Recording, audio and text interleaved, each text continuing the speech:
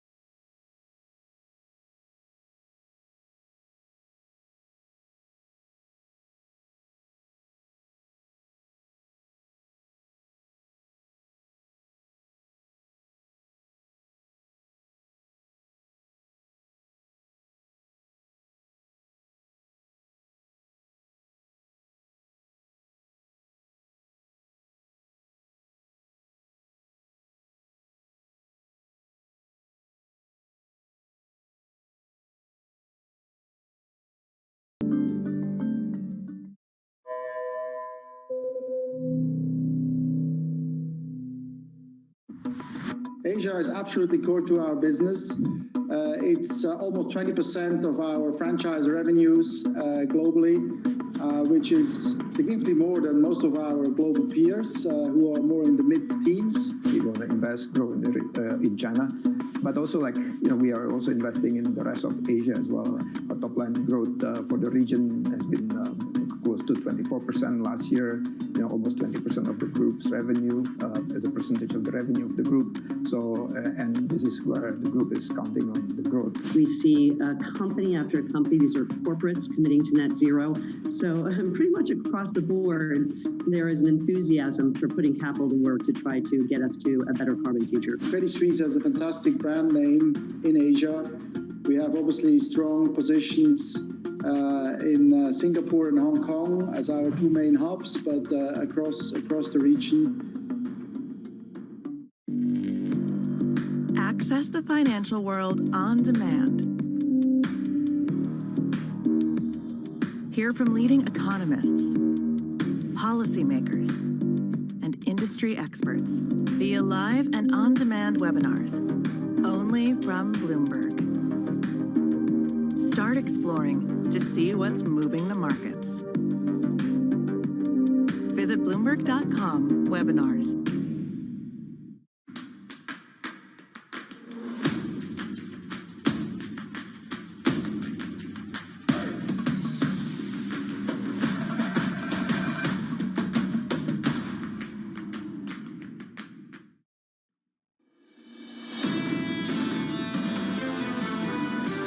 Interest rates make it easier to finance borrowing that businesses and others do.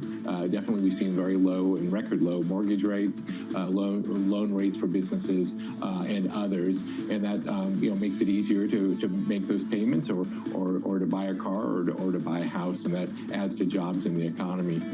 Keeps rates low for the government too. And that was John Williams there, the Federal Reserve Bank of New York president from New York City this morning. Good morning. Alongside Tom Keene, Lisa Abramowitz, I'm Jonathan Ferro. This Wednesday morning, counting you down to an address from the President of the United States on a $2.25 trillion spending plan. Here's the price action this morning. Shaping up as follows on the S&P 500. Mild moves, unchanged on the S&P. Yields are higher by a couple of basis points to 172.62. And in foreign exchange, euro dollar just about holding on to a 117 handle. A really just big about. lift Yeah. in the dollar index this month, Tom. The DXY having a pretty nice month of March. John, did Lagarde move the euro or their conversation with Francine Lacroix? No, I think what President Lagarde did was put a marker out there in a more authoritative way, Tom, by basically saying to this market, if you want to push it, I'm going to push back.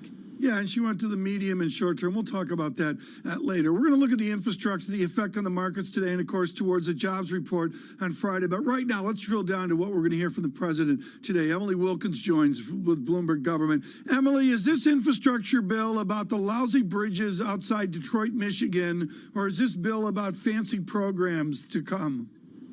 This bill is going to be about a lot of things. President Biden is going to be pitching it today in Pittsburgh as the next step in the American recovery. You can sort of think about that $1.9 trillion bill that was passed as sort of the immediate rush to put out the fire caused by this pandemic. And you can think about this bill in a way that's going to help rebuild the U.S., sort of get it back to its economic strength, or at least that's what Joe Biden will be selling the nation on today. Can you explain to our domestic and global audience, radio and television, why China is mentioned in, I think, the third bullet point out of the White House's statement this morning? Because China is an issue that has a lot of bipartisanship here in the U.S. You have both Republicans and Democrats and a lot of the American people who are very attentive. Emily, Emily, come on. What does China have to do with a bridge in Des Moines, Iowa? Because the argument that the Biden administration is making is that the U.S. needs to make sure that we are keeping ahead of China in our infrastructure, that we are matching China in our investment in our own country and in our own workers. And they're using that as a sort of leverage to get bipartisan response to this legislation. Emily, I thought that Tom was going to push back on this idea of a bipartisan effort because pretty much everyone seems to have thrown out the idea that Republicans are going to get on board with this. Now the key question, will Democrats come together and pass this bill? How much will it change before you get Democrat support in full? Those are incredibly valid questions, Lisa. I mean, I think we are going to see the White House try to reach out to Republicans. We're going to see President Biden meet with Republicans. But you're absolutely right. In D.C., the sense is at this point that the key thing is going to be to get all Democrats on board. And we've also already seen some tension with that. With the SALT cap tax, we're seeing a number of Democrats in the House say that they want to make sure that that is eliminated. This is not a new stance. This is something that Senate Majority Leader Chuck Schumer actually supports. And so, yes, there are going to be some tensions within the Democratic Party, and it's key to keep in mind here, and Democratic lawmakers know this, it does not take a lot of them to really be able to stall this bill. I think it takes about 4 Democrats in the House. It takes 1 Democrat in the Senate. Everyone has things they want in this bill. Everyone has things they are going to be pushing for, and in the next month, expect to see a lot of negotiations. The key here is that this isn't going to be happening overnight. We're going to see the story play out over the next several months as lawmakers negotiate both among themselves and with the Biden administration. Emily, is this a wish list, or is this really something that we could see come to fruition in a real way? I think a little bit of both. You know, the Biden administration, nothing in here so far has been a giant surprise. These are all things that the Biden administration has been discussing. But I think also when you sort of put out your initial proposal, you understand there may or may not be things that get across the finish line. This is an opening bid, the starting gun. And I think when Congress gets their hands on it, you're going to see it go through a number of changes to make sure that it can pass the House and Senate and accommodate both the moderate Democrats as well as the more progressive Democrats who we expect to really sort of flex their muscle here in pushing for their own priorities. I think some people this morning, Emily, will be asking, where is the rest of it? The corporate tax hike from 21% to 28%, widely expected. What happened to the rest of it? The tax hikes elsewhere that we can all expect? So we are going to see this plan roll out in several portions. I think today Biden's going to be focusing on what Americans are going to get through this plan, the investment, maybe hold off on the tax piece a little bit, as that's probably might not be quite as popular and a more difficult sell.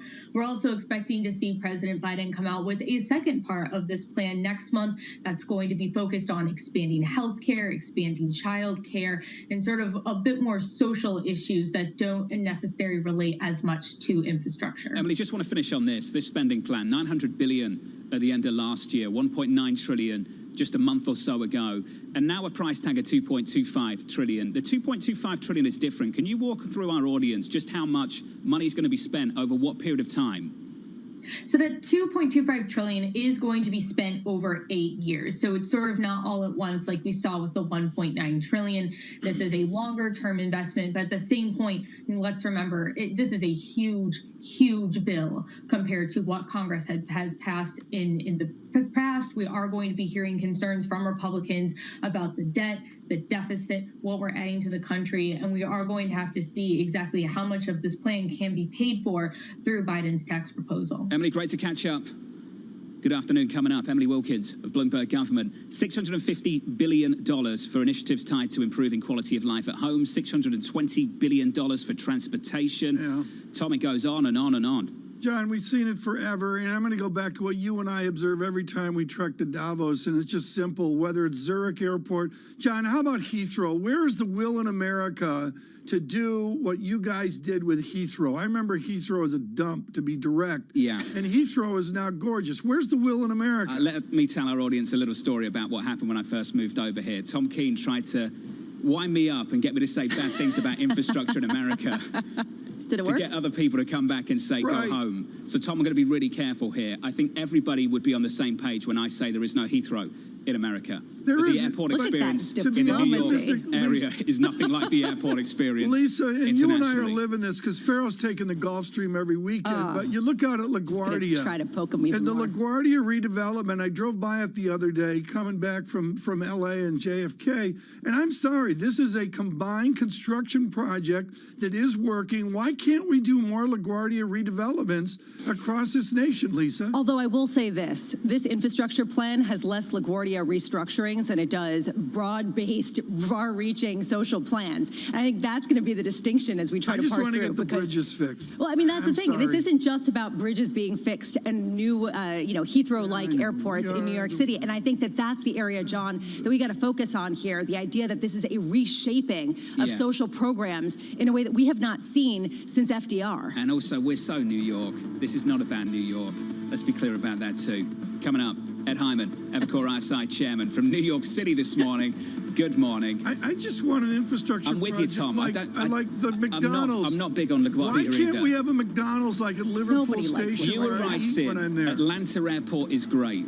But it's better than LaGuardia. There we go. Wow, diplomacy 101. This is Bloomberg. You killed that, John.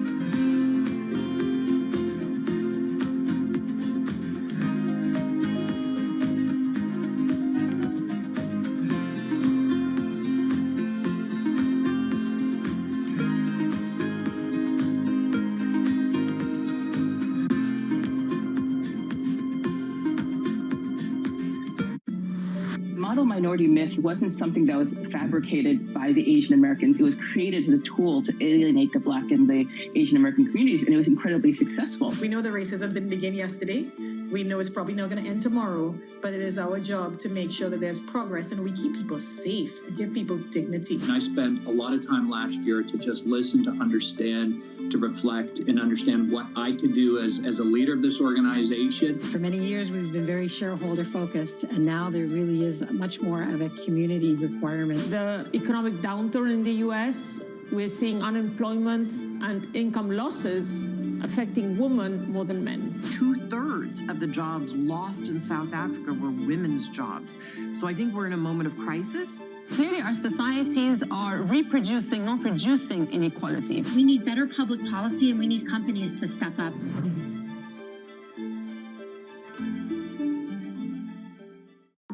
Our generation's biggest problem. Climate change is happening.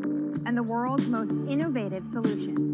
Transport, industry, buildings, electricity, all of those things. Everything you need to know about our changing environment, the politics of global warming.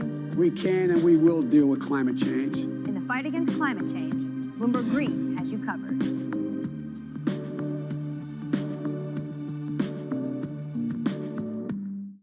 Mercedes-Benz is on a path towards CO2 neutral mobility. So we have flicked the switch there, and really we're going to step by step electrify everything. And what does that mean? Combustion engines get electrified.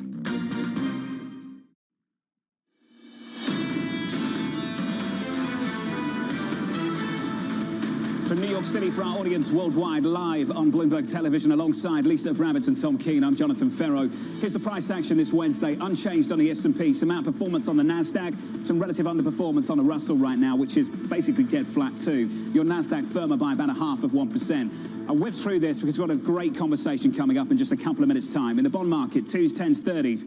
Looks like this in a Treasury market. Yields up 2 basis points on 10s to 172, 62 on 30s, 238, 69. Up a couple of basis points there after a full round trip in yesterday's session, through 177 through the morning, and then we corrected course as the session grew older. So much about this spending plan was already known. So much about the taxes was already known. And it's already been known for, what now, a couple of months? What was interesting about this month is just finally how the euro gave way. Switch up the board and finish on the dollar index. It happened last week. We chopped through that 200-day moving average on euro dollar, and then we gapped lower again. And a story for the dollar index over the last month, up about 2.4% to a 93 handle, heavily weighted to the single currency. And you might say 2.4%, not a big move. In foreign exchange, that is the biggest move on a dollar index going all the way back to November 2016 on a monthly basis. And Tom, what were we talking about in November 2016? Weak dollar. And what happened? Strong dollar. And why? We were talking about the Trump trade, infrastructure spending, fiscal spending, and here we are again, doing it with a different president with the same result. Well, there's the market economics in the markets that we have guessed for as we did at 12:31, and we are just here into April. Right now, the engineer from Texas, the gentleman from MIT, years ago studying under Samuelson, Solo, and the rest of them, Edward Hyman joins us. He's with Evercore ISI. Ed Hyman, I've got about 18 questions. I want to start in right now with what you are acclaimed for in your research note, which is the granular data you see. What is the granular data you see of an American boom economy? The economy has taken off about 3 weeks ago. When the checks came out, retail exploded. And then on the other side of it, things like airlines, which have been on their back, they've increased about 10 points on a 0 to 100 scale from, say, 10 to 20. So the economy is lifting off, or has lifted off. You said booming. It's a little strong, but boy, it is coming on. Mm-hmm. I think it's going to come on big time in the next, say, the rest of this year. In your acclaimed note, you take this right over to the earnings guesstimate and what the Standard & Poor's 500 will do. I believe I see a bullish Ed Hyman. I'm just an observer, Tom. I just report what's going on. But earnings in this quarter, in the first quarter, are going to be explosive. They'll be up 35%.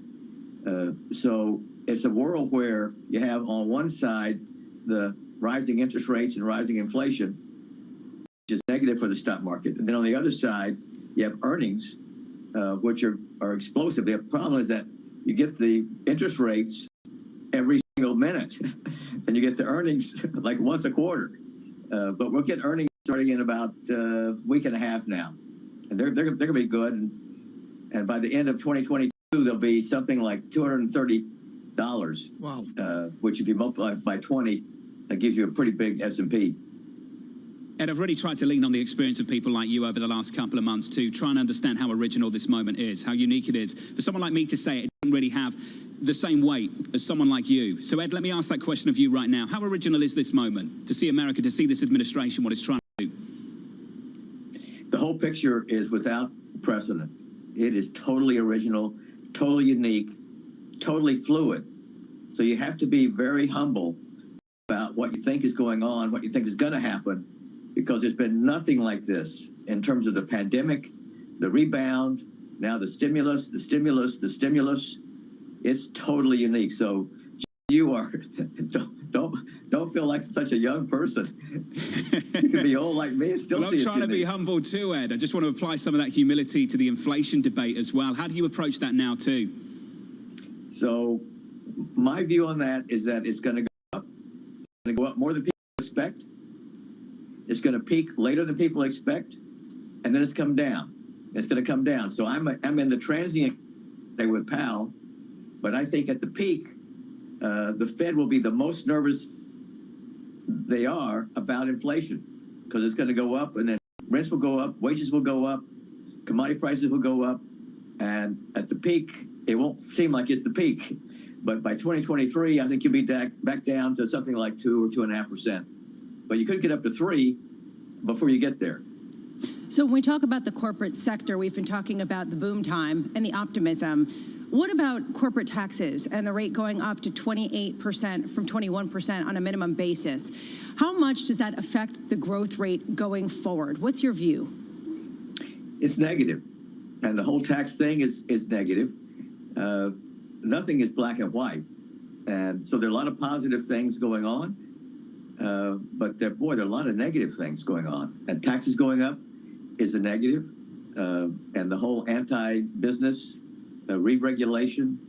I'm a Republican, so I find this, not particularly encouraging. Our view, Sarah Bianchi does our work in Washington, D.C., who's been on your show. She has the corporate tax rate going up to 25, not up to 28. So I'm going with her on that. But whether it's 25 or 28, it's still up from 21. You can do the math. And then you're going to have increases in taxes on, high-income people, maybe increase in the capital gains. So it's a regime change. I've been through it before, though, and it's not the end of the world. Although, Ed, there is an argument being made that under President Trump, the former President Trump, the tax cuts were not used to put extra capital into investing in the physical infrastructure or in creating that many new jobs. People say that it didn't have the same boom with a long-lasting tail. On the flip side, they're saying this won't have as big of a detrimental effect, especially given some of the plans that the federal government is investing in. What would you say to that argument? Sounds plausible. I don't agree with either one of them very much. I think the tax cuts did help, and the economy was booming before the pandemic. I was traveling around then. I was traveling around. I'm not traveling anymore. But you had to go to places like Charlotte, which you guys mentioned a minute ago. It's booming. And then the pandemic hit. But the economy is coming back. So it's not the centerpiece of my view right now. The centerpiece of my view right now is the U.S. economy has lifted off. And what I'm on this morning is you have a synchronized global upswing. You saw the China PMI. Ed Hyman, I know you're important, and everybody else in Evercore senior management's important, but the guy I really care about is David Rosso. He is really wired in to industrial America. We all have the idea of a consumption boom. What does David Rosso say about the industrial behavior, the industrial emotion within this stimulus? He's quite positive. And like me, David watches the facts, not his opinion about the facts. And he just showed me last week a series on European truck sales. European truck sales. They're up 8%. And then he just did a survey of global construction equipment. It's up 7%. So these are surprising to me. Right. But he sees a pretty positive picture developing right under our nose right now. So let's go, Ed, to your wonderful heritage here from David Rosso's Acuity on European truck sales. Can you extrapolate that out to the I within the GDP equation, mimicking what we're going to see in the C in the GDP equation? Can you assume business comes on like consumption? Business is coming on. We do a survey of construction. That's up pretty strong. I mentioned David Rosso's work. And so I believe that the economy is one of the things that's going to be unique about it. It's going to be pretty strong on a number of fronts, in particular investment, and also the parts that have been very weak, like restaurants, hotels, airlines.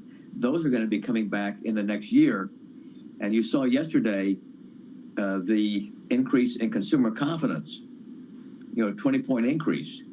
And so that's coming on. And we'll find out tomorrow about employment, which is, sister to capital spending. So I think all those might be coming on as you go through 2021. The rig count also is going up as a part of capital spending. So almost every place I look, it's doing better. Likewise. Restaurants are coming on. Buzzing in New York City over the last couple of weekends. Ed, always great to catch up, sir. It's been too long. Let's not leave it so long. Ed Hyman there, Evercore ISI chairman. Ed mentioning the data out of China too, so let's sit on that just for a moment, Tom, because we've missed that this morning so far. The PMIs came in really nice, really nice, at 56.3 on the non-manufacturing PMI. The survey was 52.0, the previous read 51.4. That's what you want to see, right, for that global upturn? China participating in the move as well. Yeah, and Matt Miller was talking up in Berlin what we saw in Germany as well. I mean, it's not the United States, but certainly it's not a global slowdown. And again, they've got to clear the vaccine out. But yeah, as we talked about yesterday, a la Bill Gross, the idea of the locomotive. Okay, we're the locomotive, and where's the rest of the world going to be? I would say this morning, at least, it's a constructive story. The sentiment indicators turning high, so we saw that in the IFO index, and Tom's alluding to that. Business confidence in Germany actually higher. Yeah, even though we did see that inflation print that was disappointing, which again potentially sets up for even a bigger boom if Christine Lagarde that sticks to what she says, which is you can test us all you want, bond traders. We're going to keep the pedal to the metal and keep things gunning along, even as we get sentiment picking up, even as people get more confidence, as the pandemic does eventually reach an end. Got to keep beating the drum on the data that's going to come in the next couple of days. I mean, Ed just mentioned the employment report. Tomorrow we get claims. Friday we get the jobs report. The estimates are just fascinating just to look at. Drift higher. 650,000 is your median estimate. But at the top end, there's this big grouping in and around 1 million. Ian Shepperson at Pantheon, Michelle Mayer over at Bank of America at 1 million. Both of them at 1 million. Jim Sullivan. TD Securities, Tom, 1 million again. Lou Alexander, 950K. Michael Gapen, Barclays, 900K. Stephen Stanley, Amherst Pierpont, 850K. Big numbers, and they don't think it stops here. That's the key point here, Tom. They don't think it stops here. And I would go back, Ferroli, I know, is underneath that at JP Morgan, but I'd go out 7-8 months to Michael Ferroli and Bruce Kasman's 7 million job formation. That gets you to Ed Hyman, 3.5% unemployment. Catching up with the chief economist at JP Morgan a little bit later this morning. Looking forward to doing that. Coming up next on this program, Lawrence Sauer, Johns Hopkins Associate Professor of Emergency Medicine. In New York City, a little gloomy this morning. Good morning to you all. All right. It's a Lisa morning. On the S&P 500. It's a Lisa morning. I know I'm not you're sure it's important, time for the sun to come up yet, Lisa. Just give it a chance. Slowly. The sun will rise. Is that philosophical? The sun will rise tomorrow and the day after. Futures up a tenth of 1%. This is Bloomberg. With the First Word News, I'm Rishika Gupta. President Biden is counting on business to pay for the $2.2 trillion infrastructure plan he's unveiling today in Pittsburgh. He wants to raise the corporate income tax from 21% to 28%. Plus, there will be a 21% minimum tax on global corporate earnings. The Biden plan calls for spending on transportation, high-speed broadband, research and development, and care for the elderly and disabled. And it's a victory for the U.S. tech industry. Bloomberg's learned that President Biden plans to allow a pandemic-related ban on visas for certain temporary workers to expire today. The moratorium affected H-1B visas used by tech companies to hire foreign coders and engineers. It took 6 days to dislodge that giant container ship that was stuck on a sandbank in the Suez Canal. It may take longer to figure out how to keep it from happening again. There will be questions about whether the ship should have used tugboats and whether it should have attempted the journey through the canal in 40-mile-an-hour winds. There are reports that Justice Department is investigating Republican Congressman Matt Gaetz over an alleged sexual relationship with an underage girl. Gaetz is a close political ally of former President Trump. The Washington Post says the probe was started by the Trump Justice Department. Gaetz said last night the allegations are part of an extortion plot against his family. Global news 24 hours a day, on air and on Bloomberg Quick Take, powered by more than 2,700 journalists and analysts in more than 120 countries. I'm Ritika Gupta. This is Bloomberg.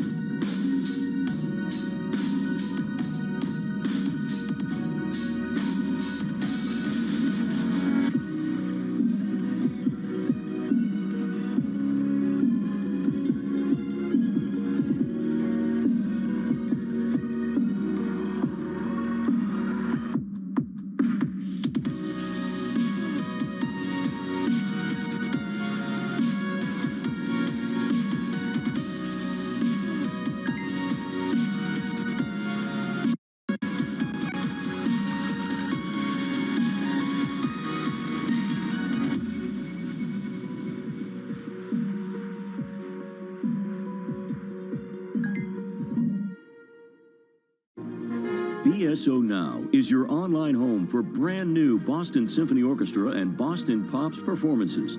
Discover new releases each week that include behind-the-scenes storytelling with conductors including music director Andres Nelsons, guest composers and musicians, plus critically acclaimed archival concerts and more. Visit bso.org/now, where the music plays on. BSO season sponsored by Bank of America. I have asked the Securities and Futures Commission and the Hong Kong EX to work together to explore the viability of our own Hong Kong version of specs. We remain very confident on the competitiveness of the Hong Kong stock market. This is a market that over the past few weeks has made it clear it wants to go higher. It got a little spooked by the idea that geopolitical tensions are rising. Friday, a Bloomberg Television exclusive, a conversation with Baidu co-founder and CEO Robin Li. We're far from done. We will continue to invest for the next 10, 20 years. Watch the full interview only on Bloomberg Television.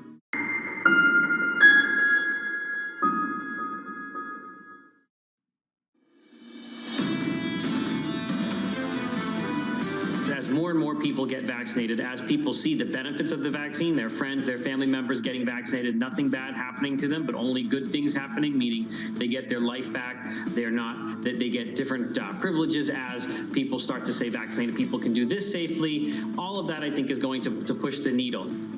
Dr. Ramesh Adalja there, Johns Hopkins Center for Health Security Senior Scholar from New York City this morning. Good morning. Alongside Tom Keene and Lisa Brabbits, I'm Jonathan Ferro. Let's whip through the price action quickly for you this Wednesday morning. ADP report a little bit later today, a little bit later this morning, 8:15 Eastern time. Tomorrow, claims Friday, payrolls. In the equity market, equity futures up 3 or 4 points, up almost 0.1%. In the bond market, all over the place in yesterday's session. Yields up this morning by, let's call it 2 basis points to 172. Euro dollar just about holding on to 117 at 117.31. Yesterday, dollar strength. Today, through much of G10, dollar weakness. That's the price action. Here's a headline for you, just crossing around Pfizer. Pfizer saying its COVID-19 vaccine was 100% effective, 100% effective in a final stage trial in kids aged 12 to 15. In this study, 2,260 adolescents.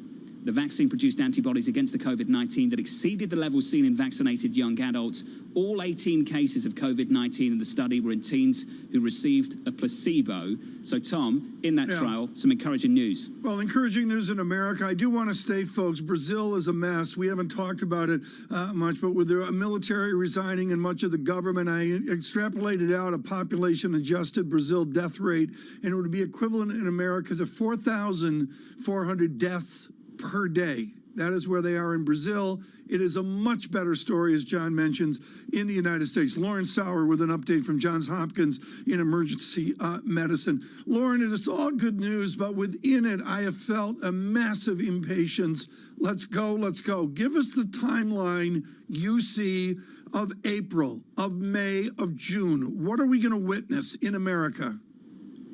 Yeah, I just think back to the CDC director's comments about impending doom. And I think it's, you sort of balance that excitement and that impatience with that worry that one side of this equation is going to outpace the other, and you don't know what it's going to be. The vaccine data all look great. The speed at which we're vaccinating people is incredible. 3 million vaccines a day, and it just keeps going. I think the hope is that we keep vaccinating people through April and May, that in May we see those expansions that the president was hopeful for, and that the vaccine rate really does outpace infection. These new data from Pfizer on kids is fantastic to see. And we hope that people can just maintain those public health measures that we know work so well, the masking, the physical distancing, as we get vaccine into more and more arms. Lauren, state your confidence to those who are less scientific. They are worried. They are scared in a good and constructive way. State to them right now why they need to get vaccinated and the fear that they have. Yeah, it's totally valid to be concerned. This is a regulatory environment that we haven't seen before, the speed at which we're advancing technology. The great thing is that these technologies have been being developed for quite some time, and that we use the regulatory framework we know worked really well. We just use it quicker, and we use it more efficiently. And so we know that on the other side of this right now, we have safe vaccines that are not just going to protect you, they're going to protect your family, they're going to protect your kids, they're going to protect strangers, they're going to protect the most vulnerable in our community, and again, they're going to protect you. They're going to protect you safely, and that's really, really important. Tom, I'm so pleased you framed it that way, because there's a massive difference between hesitancy and being an anti-vaxxer. Oh, absolutely. And I'm so pleased you framed it that way, because, Lauren, right now, we seem to take everyone who is hesitant about getting the vaccine as if they are some crazy person who's not up to date with 21st century science. How can we do a better job of communicating that it's not the case? I think hesitancy is totally normal. And so what we need to do is talk to people who are hesitant, exactly what Tom is pointing out. You have to have a conversation to say, you have to make space where someone can trust that they can ask their questions safely, that they can get the information that they want to make them feel better about the process or make them understand the process better, so that they can take the next step to access the vaccine. And so if someone is concerned, ask them why. Try to help them understand the data or the evidence that may support their claim. And it's also, it's okay to say, we don't know the answer to that yet, but everything that we're seeing so far points to 3 and 4 very effective and safe vaccines. There's a question also about whether we can get to herd immunity, given the vaccine hesitancy, which is different from an anti-vaxxer sentiment, and I think that's important to highlight, but also without kids being vaccinated. And this is really thrown into relief this morning as Pfizer comes out and says that it's going to seek authorization for the 12 to 15 age bracket. How crucial is it for us to get kids in that inoculation cycle in order to end the pandemic? Yeah, I think it's absolutely critical, and I think it's such an important step in getting back to that sort of functioning society. One of the challenges with doing things like reopening schools is that it's not just the kids who are affected when they go back to school. It's the people who may have a contraindication to vaccine or may have their own hesitancy about vaccine but want to try and remain safe in their working environment. Teachers, family members, elderly populations who can't access vaccine for whatever reason.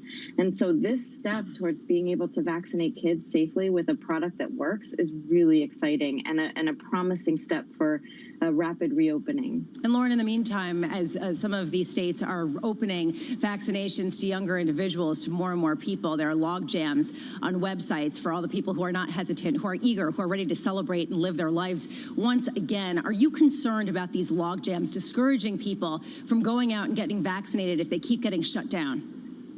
Yeah, I think that we talk a lot about hesitancy, but we have to continue to talk about this access issue. So making sure that when people decide, okay, I'm ready, I'm confident in this process, and I'm ready to get the vaccine, that they have a path to access. And sometimes people will just say, I can't keep doing this. I can't keep reloading this website, or I can't keep trying to show up at a convention center. And so making sure that we leverage those existing pathways that we know people use really well, like their pharmacies or their primary care physicians, to get vaccines safely and quickly to them is going to be huge in the coming months. Lauren, just in 20 seconds, if you can, we've had a couple of days now, several days of north of 3 million vaccines per day.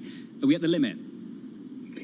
No, I think we have new opportunities to spread and distribute vaccine more broadly. It's just a matter of finding the people who are ready to receive it and trying out new solutions. Lauren Sauer, great to catch up. Johns Hopkins Associate Professor of Emergency Medicine. Tom, north of 3 million. It started Friday with that record number, and maybe we can take things further in this country. We've all got our individual stories on this, and John, to be honest, it's like the end of Camus. There's this massive impatience. Let's go, let's go, let's go. And frankly, just what do I know? But I'm very constructive about this. And as Dr. Sauer mentioned, this is original. The speed of vaccine, the speed of getting it out, that is original in our science from World War II. So far, they've done a fantastic job. 2.77 million doses per day on average over the last 7 days, but that has really picked up since Friday, north of 3 million. Just fantastic numbers. Coming up, Peter Chip, Economy Securities Head of Macro Strategy. In your market right now, equity futures are positive, about 4 points, up 1/10%. Yields higher by a couple of basis points. 177 yesterday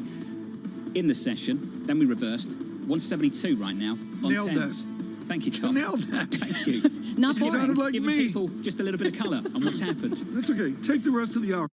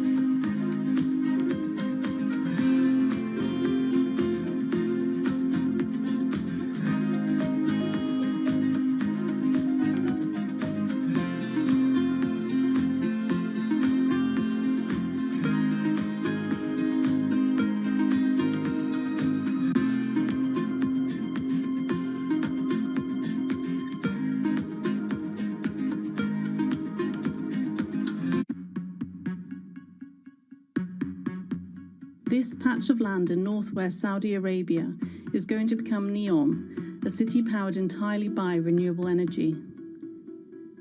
The government hopes the site, which is the size of Belgium, will be a clean energy hub, not only for the kingdom, but also the world. This year is at the borderline between Mission Impossible and Suicide Mission. Lucky enough, so far we've just been on the right side of the line, yeah. But it's very close to that. This is just smoking. This is nothing ever I've seen or heard of the dimension, the challenge. I'm not talking energy only, but in its broadest context, including the geopolitical dimension, including the cultural dimension. NEOM will include a $5 billion hydrogen plant run on wind and solar energy. All of the zero-carbon fuel it produces will be shipped to international buyers in the form of ammonia. When it starts operating in 4 years' time, it will be one of the biggest hydrogen facilities in the world. Can't explain NEOM on the back of a set of PowerPoints and a video clip. You just need to be here. You need to breathe it. And specifically the startup mode and things happening, buses all around you here.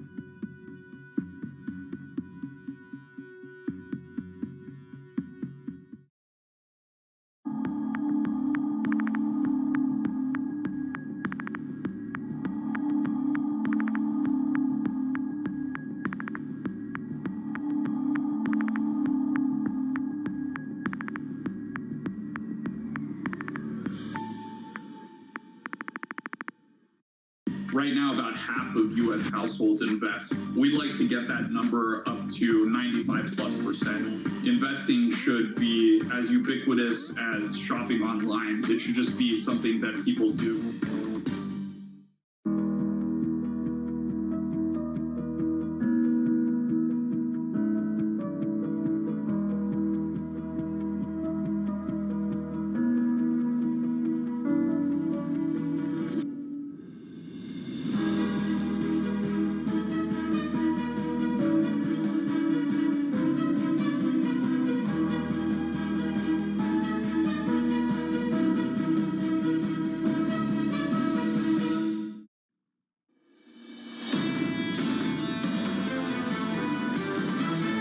Sort of immediate shutdown of these very mechanically driven, completely unnatural as far as recessions go.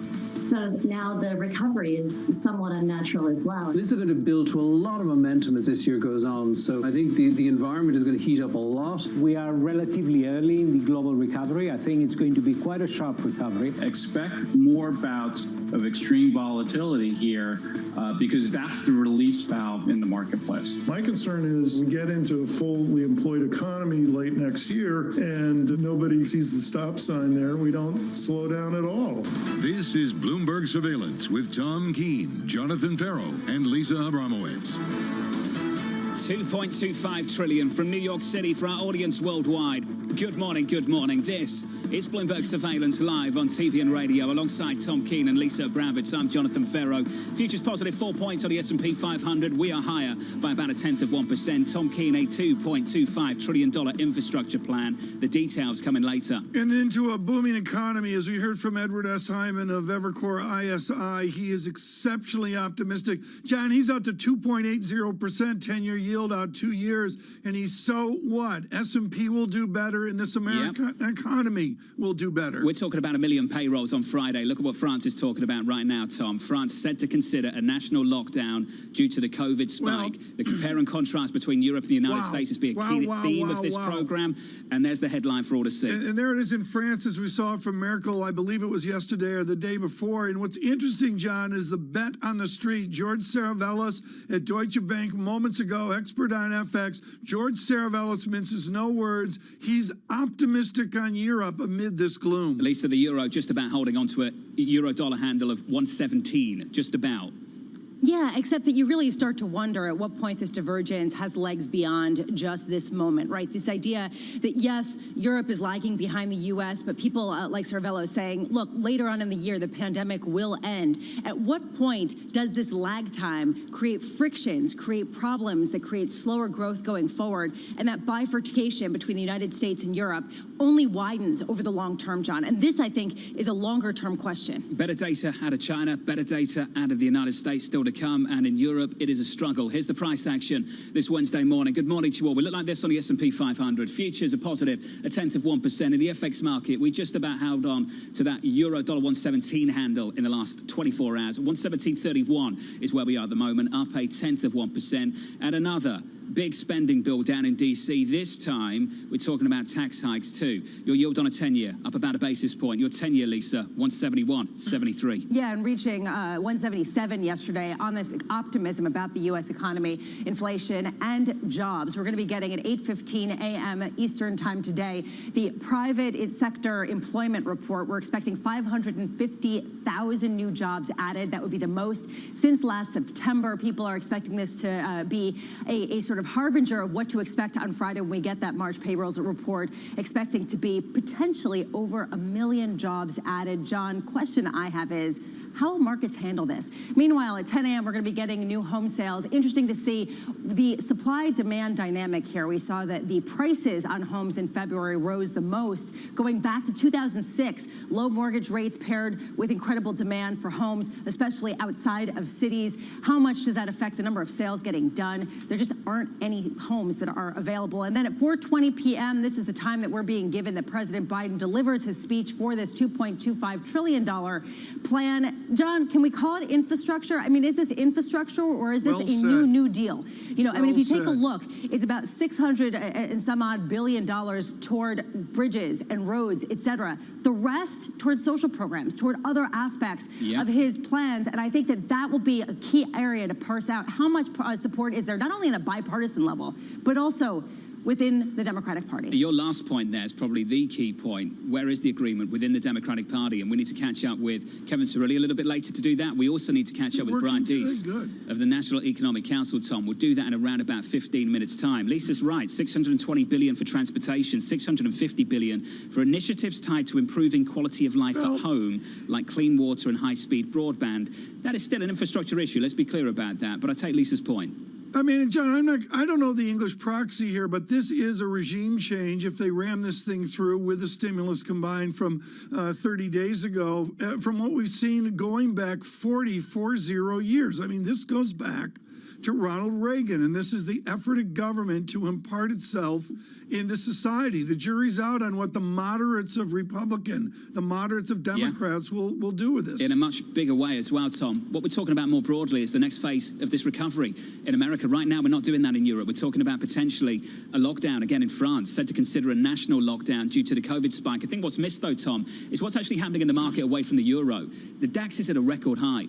15,000 points on the equity benchmark in Frankfurt, Germany. Business confidence in Germany picking up. Why? Because right now China's looking okay, and America's set to look better and better and better as the year grows older. And you've got guys like Saravellos and many other shops, he's with Deutsche Bank, but many other shops looking beyond the vaccine failure in Europe. They've got to get it fixed. You know, I don't mean to compare them to Brazil. In no way is Europe in the grim situation Brazil's in, but they don't want to go to that tendency. Not at all. Let's bring in Peter Cheer, Academy Securities Head of Macro Strategy. Pete, I think the Chairman of the Federal Reserve would call this cross-currents. Cross-currents. China okay, the United States doing better, Europe struggling. How do you take all of that on board?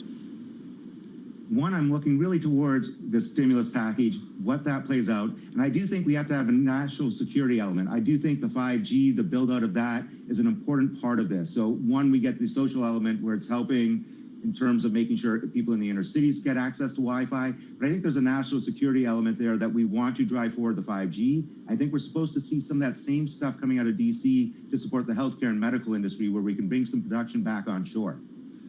Peter, what is so important in this debate, and if you look at the Senate as the blocking feature over the last number of years, 8, 10, whatever years, it's a new regime. How does the new political regime, whatever we see in 2022, how does that fold into your fixed income world?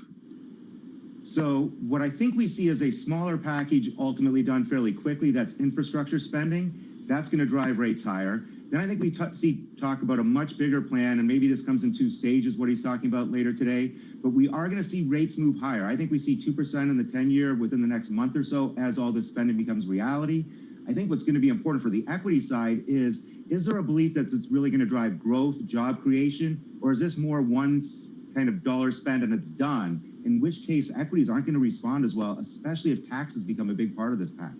Okay, well, let's just parse out what you're doing right now, given that great degree of uncertainty. Are you staying away from fixed income, sticking with equities, because there is a greater chance that the equity side of the investing cycle will actually do better in the months ahead?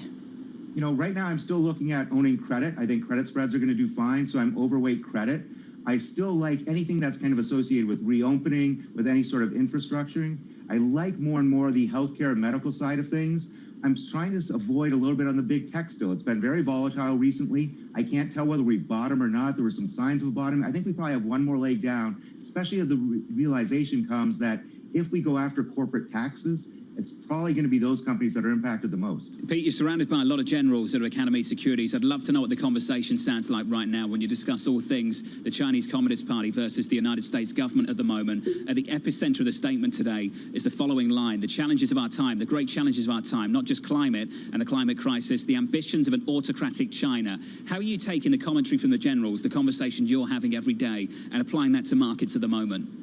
So I think one thing that we've really come to realization is China is not going to change. China believes that the way they're approaching the economics, the way they deal with countries globally is working. So they are not going to come and revert to ourselves. So we have to go forward with that and realize there is going to be friction. We are a strategic competitor with China. We are going to have to, I don't want to say fight with them, but we are definitely going to have to compete with them for access to natural resources, rare earths. We're going to have to deal with them across the globe. They're going to, flex their muscles in terms of what's going on with Taiwan. So this belief that somehow China is going to behave like us is completely eradicated. We need to make sure we're protecting national security interests, which to me are 5G, blockchain, data mining, that type of technology. At the same time, things like PPE, we're going to have to be well aware of. And one thing that concerns us all is we like the approach that Biden's taking in terms of trying to coalesce a global approach to China, but as Europe remains mired in their own issues, I'm not sure they're going to be a good partner in addressing China in a timely manner.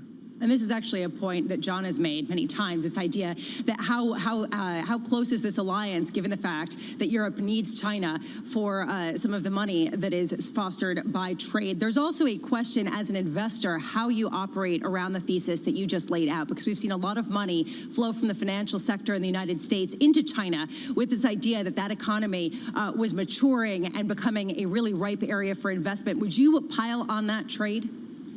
No, I would be very cautious in what we're dealing with China. I think China is becoming a more domestic consumption economy, which is good. I think there are going to remain restrictions for U.S. companies to get a lot done into China, and that friction is going to remain. So I'd be a little bit cautious there. I do think this administration is less focused on tariffs, so we could see some tariff reduction kind of in the middle. Anything that's not viewed as a national security or national defense interest, there's going to be room to deal with China. So it's not going to be a one-way street of constantly battling. So I'd look for opportunities there. But anything that I think really has that national security interest or element to it, which I think is healthcare, national, and health and safety, I would be very cautious about that. Hey, Pete, love catching up. Peter Cheer there, Academy Securities Head of Macro Strategy. So if you're just waking up this morning, this is what you have. A proposal from the U.S. administration, President Biden's administration, $2.25 trillion, a four-part, 8-year plan, dedicating $620 billion for transportation, $650 billion for initiatives tied to improving quality of life, $180 billion of which goes to what's billed as the biggest non-defense research and development program on record, $580 billion of that. American and manufacturing, $400 billion to address improved care for the elderly and people with disabilities. Tom, if you're confused about the detail, we'll get some more clarity, I hope, at 4:20 Eastern this afternoon from the President of the United States. We're going to get clarity there and also a measurement of the boom economy. We begin the 3 days of this jobs report. It's a 3-day report, John. As Lisa mentioned earlier, ADP, does it correlate into Friday? I don't know, but we're looking for a big number from ADP to start that off, and that's a fully employed America for President Biden. And we're looking forward to catching up with Brian Deese, the White House National Economic Council Director. We'll do that on Bloomberg TV and radio in around about 10 minutes' time. Looking forward to that chat just around the corner. It's the price action for you this Wednesday morning. Good morning to you all. Up 3 points on the S&P. We advance 1/10%. On euro dollar, 117.33. France considering a national lockdown. Our latest reporting. Into the bond market we go. Yields higher by a basis point to 171.73. And in the commodity market, crude 60.47. We speak to the White House next, right here on Bloomberg Surveillance.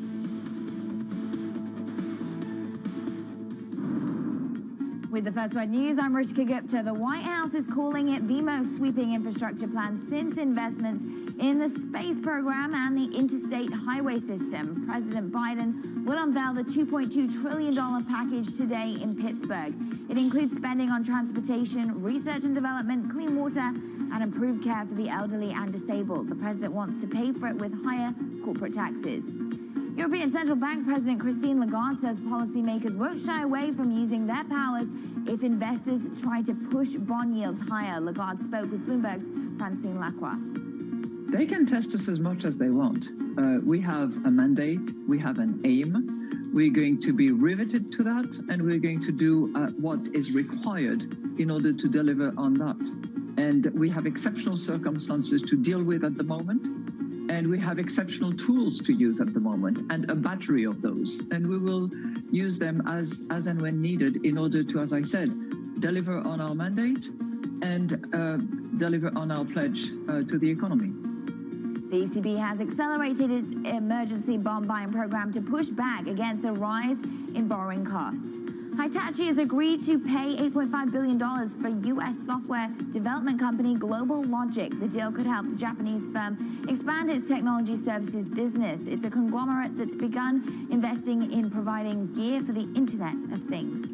In London, shares of food delivery service Deliveroo plunged as much as 30% in their first minutes of trading. Major investors sat out of the IPO because of concerns about shareholder voting and pay for Deliveroo's riders. Last year, Amazon became its largest shareholder.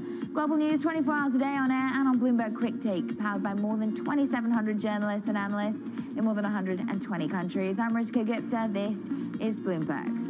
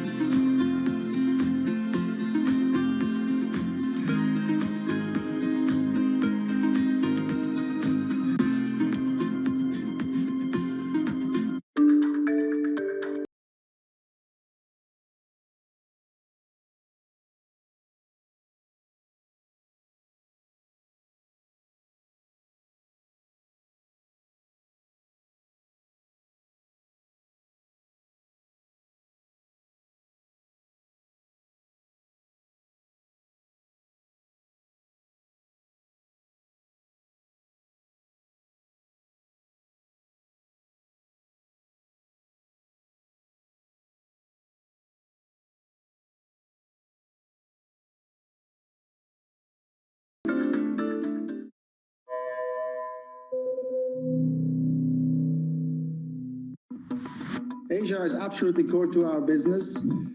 It's almost 20% of our franchise revenues globally, which is significantly more than most of our global peers who are more in the mid-teens. We want to invest, grow in China, but also we are also investing in the rest of Asia as well. Our top line growth for the region has been close to 24% last year, almost 20% of the group's revenue as a percentage of the revenue of the group. So, and this is where the group is counting on the growth. We see company after company, these are corporates committing to net zero. So pretty much across the board, there is an enthusiasm for putting capital to work to try to get us to a better carbon future. Credit Suisse has a fantastic brand name in Asia. We have obviously strong positions in Singapore and Hong Kong as our two main hubs, but across the region.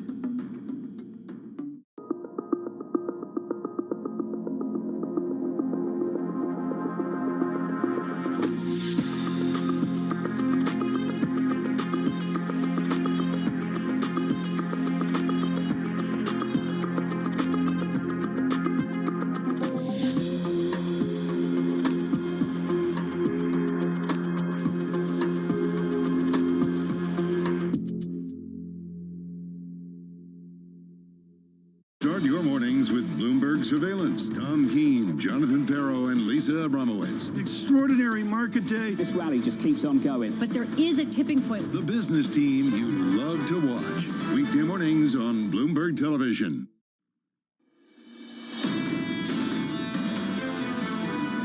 The rescue plan has more than $30 billion in funding for public transit agencies, helping them to avoid layoffs and service cuts. We know that the cuts that these agencies were facing disproportionately harm workers who depend on public transportation, including so many of the workers we have belatedly come to call essential workers. So this is a matter of equity. That was Pete Buttigieg there, the U.S. Transportation Secretary from New York City this morning. Good morning. Alongside Tom Keene, Lisa Abramowitz, I'm Jonathan Ferro. Here's the price action for you. Just briefly, in the equity market, we look like this on the S&P 500. Basically unchanged, up 0.1%. To the bond market we go, Tom. Yields higher by a basis point to 171.55. Your next stop for this market, 4:20 Eastern Time. The world's attention on the President of the United States and a $2.25 trillion plan. I really take your point there, John, about the world will be attention here, because this is a sea change in terms of stimulus, and then as we see on infrastructure. What I like about this, John, and particularly our next guest, is he is definitive as the experienced deputy. I don't know anyone, John, of this vintage who as deputy or special assistant has such an interesting cross-section of experience in the executive process in Washington. That man is Brian Deese, and he joins us right now, the White House Director of the National Economic Council. Brian, good to catch up again. Let's just start right here. Big plan, a lot of detail we need to work through. I want to start with a simple one. Help me understand how you'll measure success. Beyond just big terms like closing the gap, closing the K, how will you measure success specifically in the years to come? Well, look, it's good to be with you guys. We have a major infrastructure problem in the United States. We're 13th globally when it comes to our physical infrastructure. Our roads are in bad need of repair. The typical person pays $1,000 in extra cost in wasted time and fuel.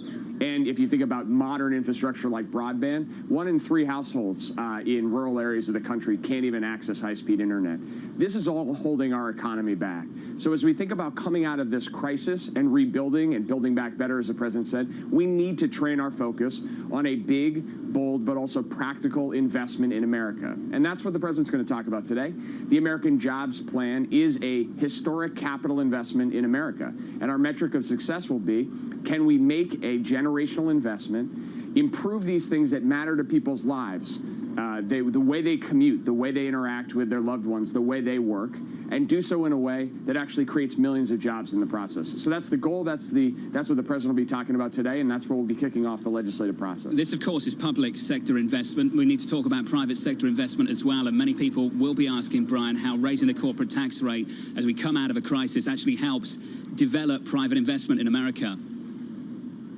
Well, look, you talk about private investment, and I do want to just make an important point. These public investments are among the highest return investments in terms of spurring private investments. So we know public investments in airports return several dollars in private investments. Public investments in basic R&D provide the backbone for innovation off which private investment flows. So we know these are the kinds of high-value investments that can spur the kind of private investment we need. We also think it's a reasonable thing to look at how to cover the cost of that capital investment over the long term. That's where the president's proposal comes in. Corporate tax reform. Let's end the race to the bottom internationally. Let's have a competitive tax system that encourages domestic investment and do so in a way that over 15 years would raise sufficient revenue to cover this plan. Brian Deese, you will be in Pittsburgh. That is in the vicinity of Connor Lamb's 17th Congressional District. You need Connor Lamb's vote to get this done. How are you going to amend, adjust, establish the taxes to pay for this so that Mr. Lamb can be reelected?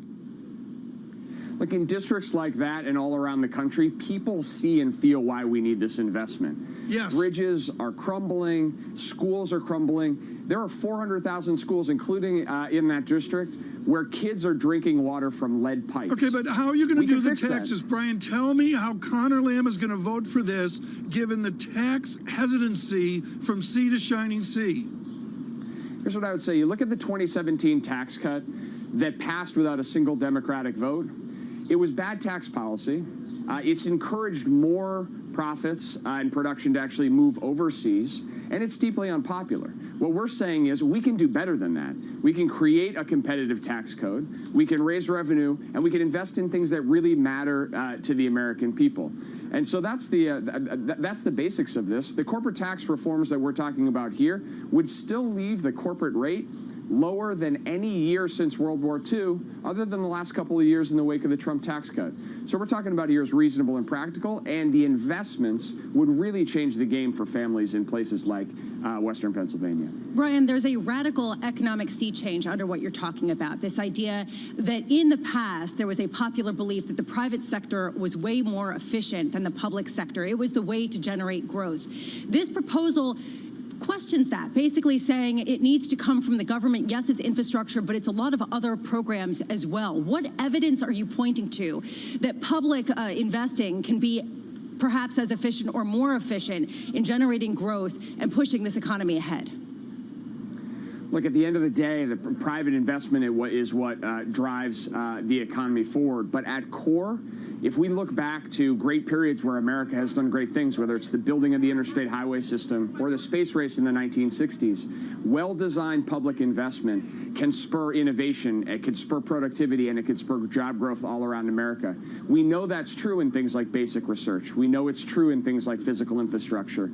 And the issue is that for 40 years, we have undermined those basic drivers of economic growth. So this isn't about the public versus the private sector. This is about public sector investments that we know will actually generate job growth. We know will help spur innovation across the economy. And we have done before as a country. This is not new. It's just that we haven't done it in quite some time, and we need to do it at historic scale. Something we haven't discussed so far this morning, Brian, is state and local tax deductions. Can we sit on that just for a moment? There are 3 House Democrats basically saying we say no salt, no deal. What's your message for them this morning? Look, the president's going to put out his plan today. He's going to talk about why we need these investments, and he's going to talk about some of his ideas on how to pay for it. He is eager, and we are eager now, to hear from everyone about their ideas. There's a lot of people who are going to have ideas about how to structure those investments. People who are going to have ideas about how to pay for this. Some people may argue that we don't need to pay for portions of this. That's the conversation that we need to move forward here. What the president is going to be clear is that he wants input from Republicans and Democrats alike. We want to find practical ways to move this forward, but these are investments that we cannot afford not to make. That's the message you'll hear from the president. Brian, you understand from the Republican side, they don't feel like you want their input whatsoever. They were invited to the White House for the last $1.9 trillion bill. They don't feel like they were listened to. Are you just saying that, or do you actually hear something from the Republican side you'd like to include? And if so, what is it? This issue of infrastructure, I think, creates a unique opportunity for us to do work together and find common ground solutions. This is an issue that for years, you all know you've been covering it, Democrats and Republicans, the business community, the labor community have all been saying, can't we come together and do something big on America's infrastructure? This has been happening for years. We've been saying this, but we haven't actually done it. We believe this is a unique opportunity. This is a moment, and we are absolutely committed to the idea that we want to bring people together, hear their ideas, and find a way forward. Brian, I want you to speak to the nation now. And frankly, Brian, I'm worried about those lousy bridges on Route 7 up by Middlebury in Vermont. But Brian, I want you to speak about this, how far behind we are in internet and fast internet for our children learning across America. Is this bill today going to solve that problem? Look, this crisis has exposed just how vulnerable we are as a country to the fact that we don't have the basic infrastructure backbone of the 21st century. We don't have high-speed, reliable internet for everyone. You know, there are kids around the country who are sitting in McDonald's parking lots so they can get online to try to What are we going to do about it, Brian? What's in this bill today that's going to fix the McDonald's parking lot, that take my kid to Starbucks reality we see in the island of Manhattan? Absolutely. This bill is going to commit $100 billion to get the goal of 100% access to affordable broadband in this decade. It'll do it by building out the physical elements we need, particularly in rural and remote areas, and it'll do it by providing carrots and sticks to carriers to make sure that there are affordable plans available in every part of the country. We can do this in this decade. We need a one-time investment of public capital, which will spur enormous amounts of private capital and is also the right thing to do so that our kids and our families and our businesses can actually get into the 21st century economy. Brian, this $2.25 trillion plan is thought of as a wish list as much as it is an outline for Biden's plans. How negotiable is this at this point? Where could we see it going in terms of the main non-negotiable points? Well, I think if you go through this plan, every element of it reflects serious and thoughtful work that has been done over the course of years to identify where our gaps in our infrastructure exist and how we could actually invest to solve them, like the issue of broadband we were just talking about. So what we're going to do is we're going to sit down, we're going to ask people where do they see opportunity here and where can we move the ball forward. But what the president is going to be uncompromising about is to say, this is a moment where we need to make a big capital investment in the country. Everybody recognizes that that's the case. The question is, can we actually get it done? That's what the president's going to be saying. Brian, let's finish on this. $2.25 trillion. And in the White House statement, the great challenges of our time, the climate crisis and the ambitions of an autocratic China. I found the last line there just absolutely fascinating. The ambitions of an autocratic China. Can you spell out specifically to us how the challenges posed by the Chinese Communist Party have shaped this bill in front of us, this plan? Well, one of the things the president's going to talk about today is that this moment is bigger. You mentioned earlier that the world is watching, that this is a moment where the question is, can democracy succeed in delivering for their people? And that's a question that a lot of people are asking all around the world. So part of what we're trying to do, or part of what the president's trying to do here, is to make clear what the stakes are. We are falling behind in R&D. We're falling behind in investment in supply chains and critical industries. But this is a moment where we can show that America can actually invest domestically in our own domestic strength in a way that will provide benefits to the world. We've already seen it with the rescue plan. We passed the rescue plan. We've seen increases in our own growth rate, but also spillovers in terms of demand for the world.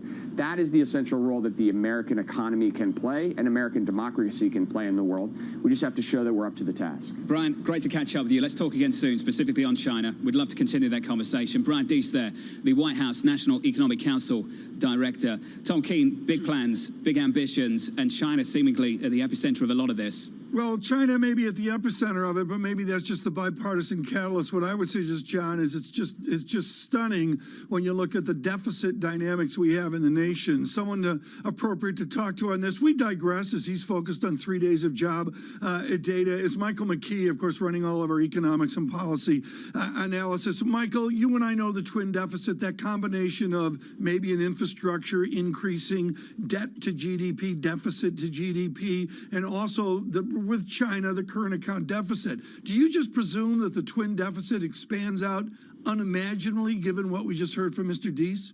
Well, if they get it passed, it does expand tremendously. Now, the problem is we don't know exactly what's going to get passed because this plan also includes tax increases. And according to the Biden administration's fact sheet, it would pay for itself over 15 years. Now, I've never seen a government program that paid for itself. Shocked. That is a standard Washington line, but they could recoup some of it. Now, this is one of those economic proposals that you have to look at separately from just the headline, because it creates not just the jobs now to build the roads, et cetera, but if you modernize the economy, it makes the economy more efficient and companies can make more money and people's living standards can go up.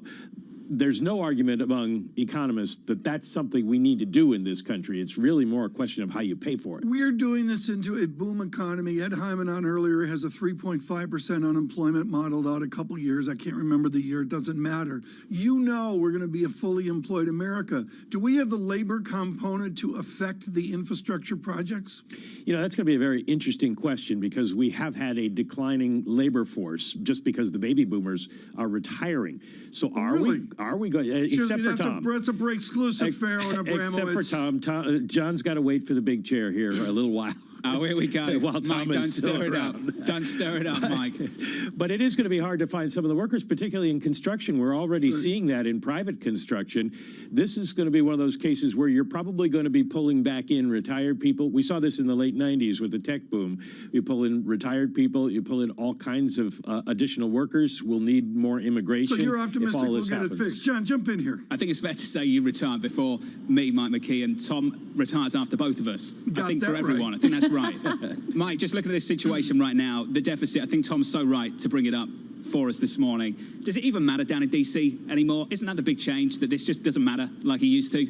Well, it depends on which political party you're talking to. After Donald Trump lost, the Republicans suddenly got religion on deficits. They've always believed deficits were bad, except when they were cutting taxes and spending. So there will be a fight over that. And the question is, can we pay for it? The argument is that with interest rates as low as they are, as long as we can have the economy grow faster than the debt as a percentage of GDP, we can pay for it. And the last, I would say, you could almost go back 10 years to the start of the great financial crisis. It has not been a problem. We haven't seen crowding out. We've seen interest rates do nothing but go down. And so it's going to be a great natural experiment, and we'll see if they can make it work. John, I'm feeling crowded out. Are you? Am I crowding you out? Is that why we're separated? Can you get my walker on the break so I can relax it quickly? Mike, thank you. I got told off last time I said that. Oh, Michael really? McKee, Did you? Thank you, sir. Dr. Phil? Dr. I have Phil. him on speed dial. You have Dr. Phil on speed dial? He'll take care of you guys in the break. I'm just going to touch on a price action. Please do. Just briefly, Carry on. if I can. Isn't it a beautiful thing to be part of a markets program? It's just the perfect crutch for everything. Just want to touch on a price action. Markets closed Friday, so I'm taking the day off. You guys will still be here. And there's good reason for that. Because you guys are going to have to come up with something new other than let's check on the price action. Equity futures, a positive 3 points on the S&P 500. In the bond market, yields are higher by a couple of basis points to 172.26. And in foreign exchange, negative headlines out of Europe once again. Euro dollar 117.35. Here's a big question for us a little bit later in the program. What are the sources of upside surprise? Where do they lie right now? Are they in the United States as the bar gets higher and higher and higher? Or in Europe as the bar gets lower and lower and lower? A question through the program. Let's get you some movers. Here's Romain Bostic. Yeah, well, going back to that Biden proposal, of course, we get it at 4:20 tonight. We'll be covering it, of course, on our show. But keep in mind, I mean, a lot of focus, of course, is on the taxation and sort of how it's going to be paid for. But let's be clear. I mean, this is a big deal. And whether it actually makes it through the political sausage grinder down in Congress still remains to be seen. But a lot of folks are already sort of speculating about the winners and losers out of this. And they're more focused on a lot of the tax credits and a lot of the private industry incentives that are going to be baked into this program. It's going to benefit not only, of course, the construction companies like your Caterpillars, your Eatons, United Rentals, and those types of names, Vulcan Materials. But keep in mind, this is less than just about roads and bridges and that kind of stuff. It's also about chips. It's also, of course, about what you guys were talking about before, about telecom. We had Norman Anderson of CGLA who made it very clear. He thinks that most of these proposals in this plan are going to make it through Congress in some form or another. He thinks those tax credits will be a big portion of that. And he says it's going to be companies like your Dycoms, like your Marvells, that are really going to benefit this. Stifel had a great report out talking about Dycom, saying basically about 100% of this company's revenue is exposed right now to this plan as it is written. This is a company that basically, if you're building any kind of a cell phone tower, any sort of broadband 5G structure, Dycom is a company that you call up to do that. You have Marvell. You talk about the chip shortage, and you talk about addressing that chip shortage.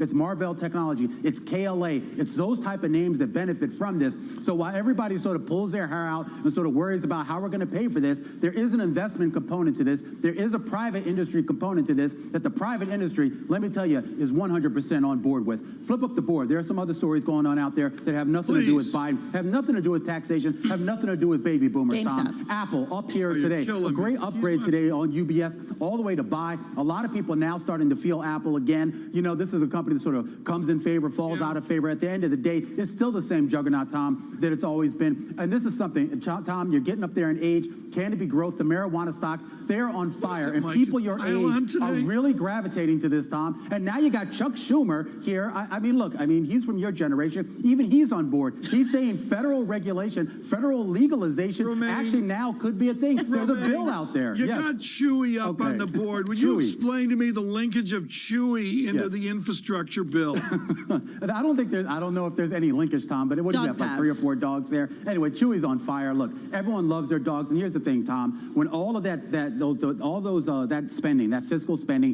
just completely ruins the country, inflation goes through the roof, everyone's still going to spend a ton of money on their dogs. Chewy, maybe that's the contrarian play here in the inflation world. Seriously, this afternoon, important coverage of this infrastructure bill with good conversations. Romaine Bostic leading that coverage for the close. Right now, on where we are and where we're moving forward, Daryl Kronk with a very smart note from Wells Fargo, the Chief Investment Officer for the Wealth Management Group. We're thrilled that Daryl could join us this morning. Daryl, I love what you have buried in your note about something from another time and place. It reminds me of one Lawrence Kudlow at Bear Stearns just a few years ago, and that's the explosive growth in M2.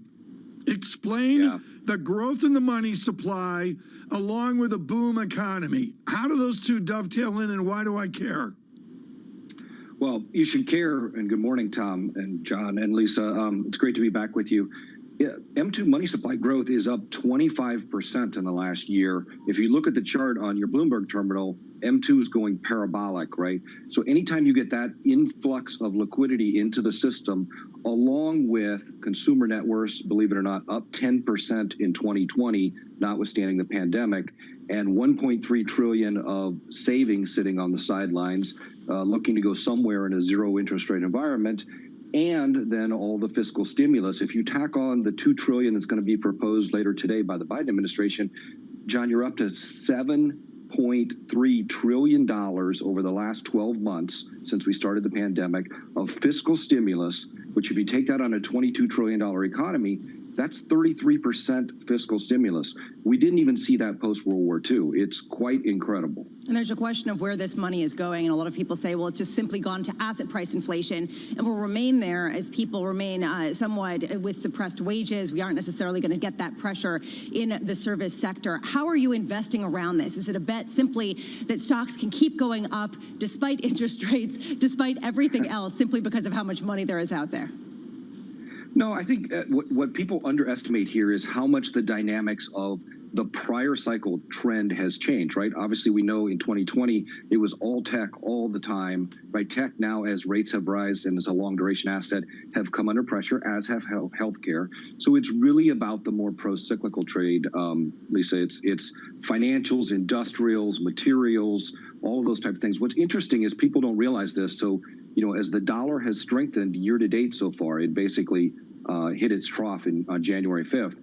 Industrials have outperformed the S&P by 10%. That shouldn't happen normally, right? I mean, usually when the dollar strengthens, it's hard on that reflation trade, and yet you've seen that money coming in. Some of that's going to go even into green energy and all the areas that we've been talking about that the administration's going to focus on here. I do think the key thing, going back to Tom's point, watch real yields, right? The last time we had a bear steepener in the curve like this, which was 2013, 8 years ago, we moved 160 basis points in real yields in 5 months. This real yield move lately has been 50 basis points. So you've got a lot more that can still go. Oh, come on, Daryl, we need some video for John's The Real Yield. You'll be able to see it Friday afternoon if John was here, but he's on sabbatical. But Daryl, are you telling me you can extrapolate out 160 beep launch on The Real Yield?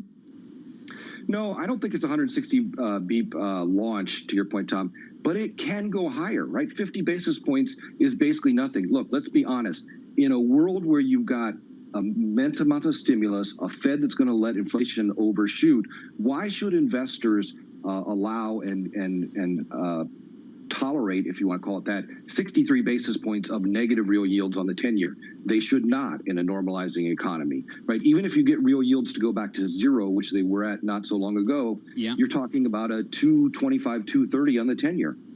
Daryl, good to see you. Got to run. Daryl Kronk there, Wells Fargo Wealth and Investment Management CIO. Had a bit of clarity from the administration in the last 20 minutes on this $2.25 trillion plan with Brian Deese of the National Economic Council. Just some detail here from Jen Psaki, the White House press secretary, speaking to MSNBC in the last hour as well, that the president will have more tax proposals in the coming weeks, Tom. So what we learned this morning within the plan is something widely expected, lifting the corporate tax rate from 21% to 28%. That is the proposal. What we're learning from the White House press Secretary, is we are not done. We will have more tax proposals in the coming weeks. Yeah, well, they're gonna roll that out. But as we mentioned with Connor Lamb in the 17th Congressional District, southwest of Pittsburgh, I'm sorry, John, there's zero support. I mean, it's just not there. Tom? We'll see. And I think Lisa nailed it when she asked the question. This feels like just the start of a negotiation, right, Lisa? Yeah. Just the beginning of something. Yeah. This is the first move. And what's non-negotiable at this point? Exactly. Well, are you talking infrastructure or my exit? Which one? Well, I'm not discussing your exit. Oh, okay, thank you. We'll do that off air. 1-800 I think we've got some contract therapy. negotiations coming up soon. Equity futures up 4, up about 0.1%. This is Bloomberg. With the First Word News, I'm Ritika Gupta. President Biden is counting on business to pay for the $2.2 trillion infrastructure plan he's unveiling today in Pittsburgh. He wants to raise the corporate income tax from 21% to 28%. Plus, there would be a 21% minimum tax on global corporate earnings. The Biden plan calls for spending on transportation, high-speed broadband, research and development, and care for the elderly and disabled. And it's a victory for the U.S. tech industry. Bloomberg's learned that President Biden plans to allow a pandemic-related ban on visas for certain temporary workers to expire today. The moratorium affected H-1B visas used by tech companies to hire foreign coders and engineers. Bloomberg has learned that the Chinese parent of Volvo Cars, Geely, may revive plans for an IPO of the unit. Volvo Cars could be valued at around $20 billion. Geely is considering several exchanges to list shares, including Stockholm and Amsterdam. Automakers have been searching for ways to fund the investments needed for the shift towards electric vehicles. There are reports that the Justice Department is investigating Republican Congressman Matt Gaetz over an alleged sexual relationship with an underage girl. Gaetz is a close political ally of former President Trump. The Washington Post says the probe was started by the Trump Justice Department. Gaetz said last night the allegations are part of an extortion plot against his family. Global news 24 hours a day on air and on Bloomberg Quick Take, powered by more than 2,700 journalists and analysts in more than 120 countries. I'm Ritika Gupta. This is Bloomberg.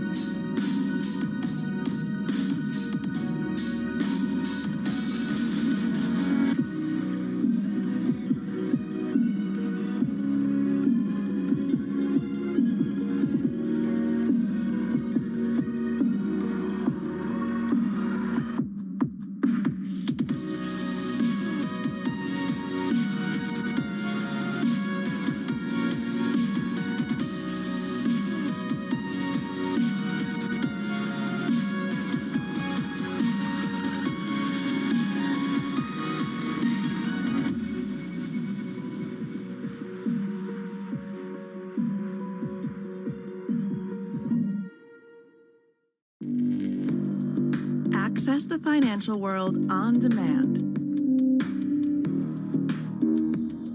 Hear from leading economists, policymakers, and industry experts.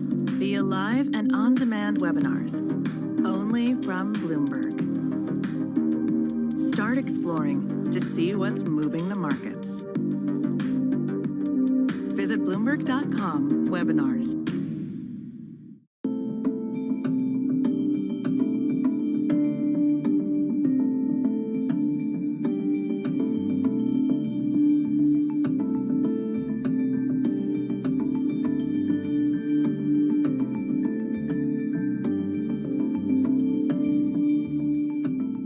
Trading revenues coming in better than expected. Everything cash, $1.4 trillion of cash. One of the most notable aspects of this report that was stellar.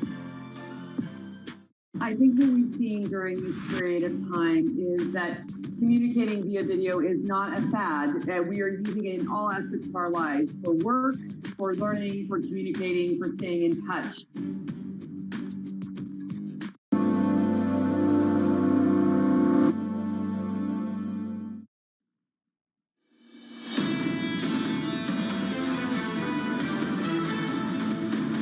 $2.25 trillion spending plan dominating the conversation this morning from New York City this morning. Good morning. Alongside Tom Keene, Lisa Abramowitz, I'm Jonathan Ferro. This Wednesday, here's the price action on the S&P 500. Shaping up as follows on the S&P. We drift higher by almost 6 points, up a little more than 0.1%. Yields up 2 basis points, 172.44. And a euro just about hanging in there. Euro dollar 117.31 after a really big climb on a dollar index through most of this month. We've got to talk about that plan a little bit more, Tom. 2.25 trillion. That's the spending plan, and taxes as well. Taxes 21 to 28 on corporate tax rate. We're going to go there right now, Joe. In a half hour, we've got ADP report really to bring up the jobs day, 3-day extravaganza. Also, I'm looking at Morgan Stanley. I see no information yet from Morgan Stanley on what is wrought with them, with that family office that had a difficult moment, if you will. Kevin Cirilli joins us now on his Washington. Kevin, I brought up to the good Mr. Deese of the White House one Connor Lamb of Pittsburgh in this infrastructure bill. What does Connor Lamb need from his president? A significant waiver how to pay for it. First of all, I thought that was the most revealing policy pre-interview that we were able to get from the White House. Well, that's because John and Lisa did it. Well, it was a masterclass, seriously, because I thought specifically the bringing up of Congressman Lamb here, because, look, he's in a tough spot. These centrist Democrats are in a tough spot. When you're talking about raising taxes and you're also talking about new jobs for parts of the country, like Congressman Lamb's district, where these are energy jobs, these are, close to the steel industry of yesteryear. And so President Biden today in the 4 o'clock New York hour has an opportunity to really pitch new green jobs for manufacturing and working class Americans. And I thought Deese laid out the groundwork for that. But this is going to be a salesman in chief if he wants to get any type of piecemeal approach for President Biden will later this afternoon. What will you listen for? I'm going to be listening for whether or not President Biden invokes what he did nearly 6 years ago, Tom, on Labor Day in 2015, when he ran through the streets of Pittsburgh with union workers, and he was toying with the idea of running for president against Hillary Clinton. Why is this so important? Because even in 2015, he said that he would be able to build a coalition of union workers, of blue-collar workers, of working-class Americans in southwestern parts of Pennsylvania, Ohio, and the Rust Belt throughout the Midwest as well. And so if he wants to get the Biden Belt and Road Initiative through Congress, he's not just going to need to unite Democrats, he's going to need Republicans. And this is a significant longer-term play for the United States to invest in itself. Kevin, sometimes these spending plans start big and they get smaller. I get the feeling that this one is set to get bigger in the coming weeks because of the amount of pushback we're going to have, not from the Republicans, but from the Democrats, who want the SALT deduction back in a big way. They might want recurring checks in this bill in a big way as well. Kevin, do you predict that, just from your reporting, not your personal opinion, that there are people out there that want to see this much bigger than $2.25 trillion? Yes, I mean they want a blank check. I mean if they could do that ceremony with they're holding a cardboard cutout of a check with no number on it, they would take it. But beyond that, I think that candidly, Jonathan, what I'm going to also be looking for is the committee structure from a procedural standpoint in Congress and the piecemeal approach, because there are Republicans who would candidly join with some Democrats on the state and local tax deduction issue, but there are also some Republicans who really believe in cybersecurity infrastructure and rare earth mineral lifting of some restrictions in order to develop that in other parts of the country. I'm thinking of Intel in Arizona. And so I do think that there is some overlap rather on some pieces of infrastructure, but on, free college and issues pertaining to that is just a Democratic wish list. Kevin, talking about the wish list, let's also talk about the potential ways that we're going to pay for it. We've been talking about the corporate taxes all morning. We have not been talking about the increase in taxes for those making more than $400,000 a year. What are you hearing on this? I mean, there was a lot of uncertainty about whether it was a household earning $400,000, whether it was an individual, whether that was actually written in stone. What are we learning? I'm so glad you brought that up. And candidly, Lisa, we don't know, and we won't know specifically until the Biden administration unveils this. There have been conflicting reports specifically as it relates to the tax codes. And I think until you have something in writing from an administration, you gotta, I don't want to get too far ahead of ourselves. I will say this with regards to taxes. Republicans feel that was one of the crowning achievements of the previous administration. And so the idea that Democrats now are going to walk that back, whether it's corporate, whether it's personal income or household income, is a significant departure. And that ideological clash, especially when we're now candidly just a year and a half out from midterm elections having a robust debate, long term in terms of trying to forecast tax policy in the United States, it's incredibly uncertain. Kevin, just quickly, 4:20 Eastern, the president's address, some Q&A there in the mix after that address, or no? Does he just read, move on? I don't know. I don't know, but I think that's a good point. And we'll see if he takes any questions, but great point. Need some questions. It's a big plan. Yep. Kevin Cirilli, Chief Washington correspondent and host of Sound On Bloomberg Radio weekdays at 5 p.m. Eastern Time. It's a monster plan. $2.25 trillion. And for some Democrats, Tom, not big enough. Well, not big enough, but it can come in pieces. I mean, this is whatever your politics. This is a revolution, John. The sea change, if you want to use that phrase, going on right now. We saw it with the stimulus. Yes, that was pulled back. Maybe this will be pulled back a little bit. But then you get out to the politics of the election, and what is that third step out if you're going to have one? The deficit, Lisa, just doesn't seem to matter anymore. And this applies not just to this administration. Of course, it applies to the previous administration as well.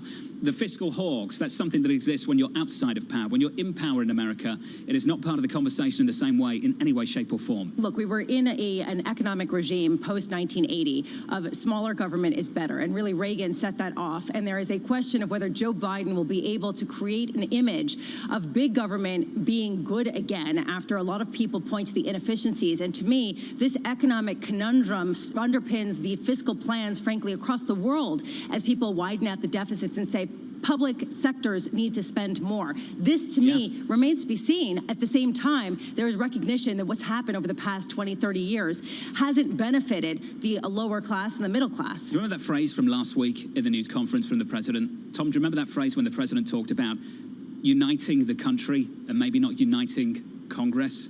It will be interesting to see how united the country is behind this plan. The country, I am certain I can say this, the country is desperate for improved infrastructure. It's a national embarrassment, John, top to bottom, every state, every constituency. Unite the country, not unite Congress. Tom, he needs to unite his party now behind this, because as Lisa's mentioned out through the morning, and we've said repeatedly too, the pushback won't just come from Republicans here. There will be Democrats that don't like what they see as well. I don't have a chart in front of me, John, but twin deficits, that adding of the deficit and the current account deficit, those dynamics abroad and the dynamics of fiscal are out 5 or even 6 standard deviations. All you need to know is that's a medical chart. That's not in the economic textbooks. Coming up in the next hour of this program, a multi-year namings rights deal for the Miami Marlins Stadium. We'll speak to Miami Marlins CEO Derek Jeter and Loan Depot CEO Anthony Heish as well. Tom, can we just finish there on Derek Jeter? Isn't that a Yankees player? That is Yankees player. I think I He's might have the watched him once upon a time. Yankees player that Red Sox fans can tolerate. Oh, really? He is extraordinary. And I should say Anthony Into the Shea. stand. Anthony Shea. I think I butchered his Catch the surname. ball. But I got Jeter right Jeter. for the Yankees.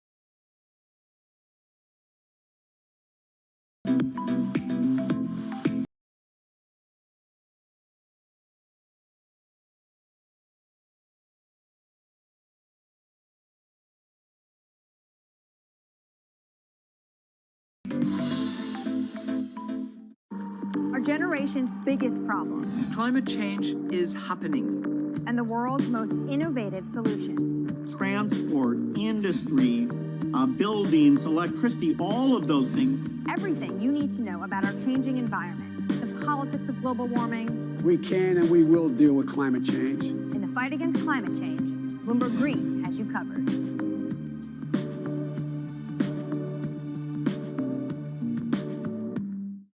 Friday is Jobs Day on Bloomberg Television and Radio. A special 4-hour holiday edition of Bloomberg Surveillance will bring you the March job numbers live.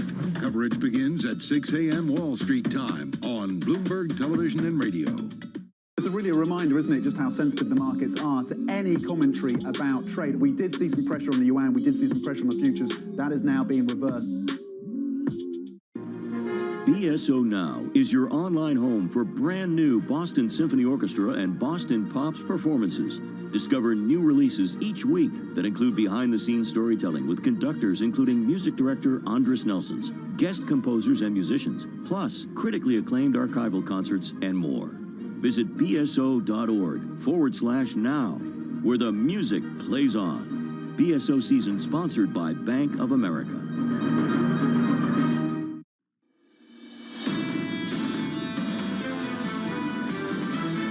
Sort of immediate shutdown of these very mechanically driven, completely unnatural as far as recessions go. So now the recovery is somewhat unnatural as well. This is going to build to a lot of momentum as this year goes on. So I think the environment is going to heat up a lot. We are relatively early in the global recovery. I think it's going to be quite a sharp recovery. Expect more bouts of extreme volatility here because that's the release valve in the marketplace. My concern is we get into a fully employed economy late next year, and nobody sees the stop sign there. We don't slow down at all. This is Bloomberg Surveillance with Tom Keene, Jonathan Farrow, and Lisa Abramowitz. Good morning, everyone. John Farrow, Lisa Abramowitz, and Tom Keene on radio and television, Bloomberg Surveillance. Thank you for being with us. A set of stories, John, in this hour. Jobs report, 8:15. We get that ADP, that first look at a big national statistic. And then we're set to get a monster payrolls report this coming Friday, with estimates anywhere up to 1 million from household names, at least on Wall Street is concerned. The likes of Bank of America, 1 million. The likes of Pantheon, 1 million. The likes of Barclays, 950K. I could go on and on and on, Tom. We're looking for some big numbers, not just this month, but next month too. John, what we have not talked about across Bloomberg Surveillance and radio and television today is this banking thing. I'm still waiting to hear from Morgan Stanley and Credit Suisse out with a set of headlines moments ago. If you got to say about cash, maybe there's a challenge in Zurich. Tom, you mentioned Morgan Stanley. My focus is very much on Credit Suisse. They announced a big buyback plan for this year, about $1.6 billion worth, and they've carried on conducting that. And I'm looking for some headlines to see whether they back away from that buyback plan. I'm going to catch up with David Harrow, big Credit Suisse investor, a little bit later in the next hour, and I think we've got to have the conversation. He has been so tolerant of this particular C-suite, this particular bank, repeatedly, after issue after issue after issue, and I want to get a better understanding of how shareholders of Credit Suisse right now hold this business, this leadership accountable for what we've seen in the last few months alone. Let's continue one more thought on this, John, because this moment with Mr. Harrow this morning will be so important. The credit default swap, folks, is the thermometer global Wall Street uses on the credit faith of any given company. John, the market's speaking, and it's something David Harrow has to look at. Yeah, and S&P is speaking as well, Tom. This was what they had to say just yesterday as they cut the outlook from negative to negative from stable. We believe Credit Suisse can manage potential financial losses due to its strong capitalization and robust underlying earnings, but the incident raises questions about the quality of risk management. You don't say, and that's where the focus is right now for investors too. We'll have that news flow through this morning here on this continuing story on the margin calls, and yes, on how these banks are adapting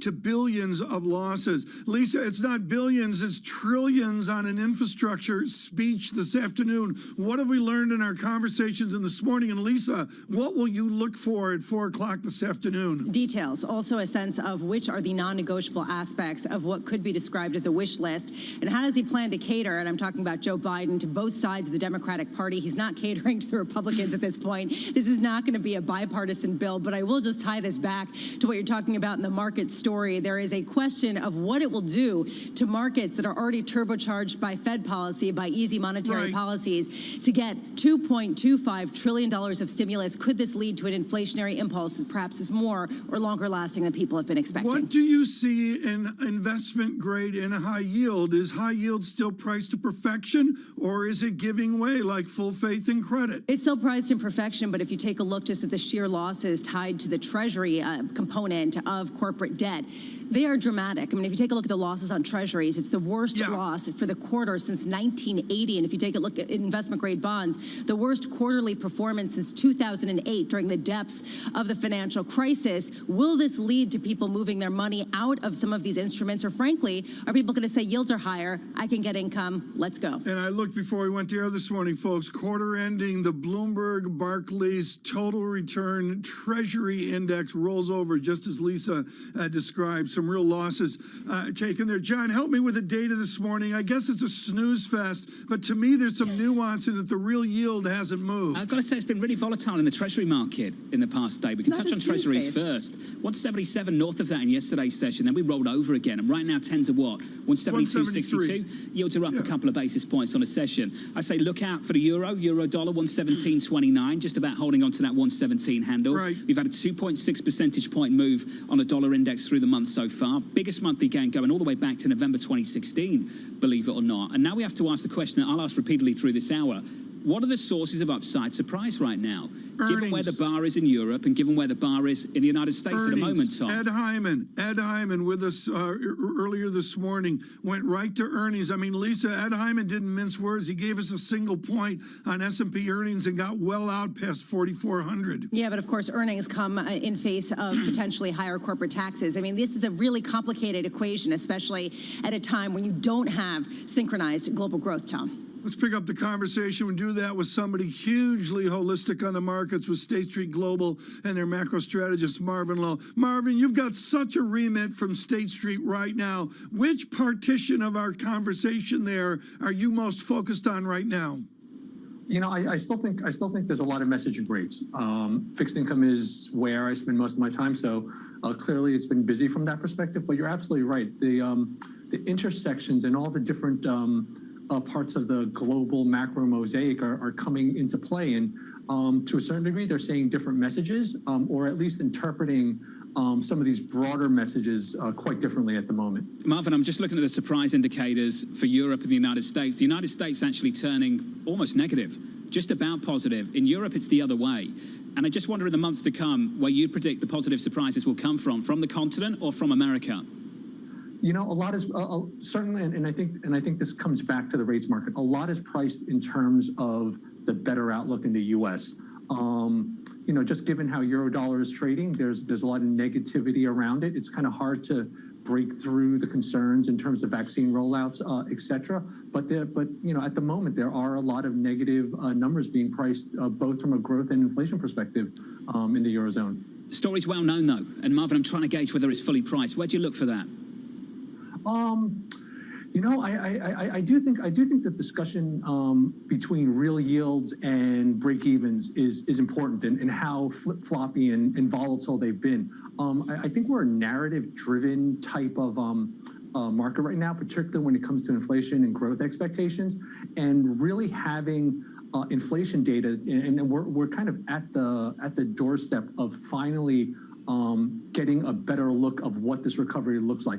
I think some of the surprises might be right in front of our face in terms of whether or not all of these inflation expectations are correct, and or whether or not the upgraded growth outlook is potentially, you know, maybe not aggressive enough. Who knows? So let's talk about one data point that's in front of our faces, approximately 7 minutes away, and that is the ADP private payrolls. How much do you price in? How much do you respond to these jobs reports, both what we're going to get today, the initial jobless claims tomorrow, and then, of course, the March jobs number that we get on Friday? How do you trade that, or do you even try?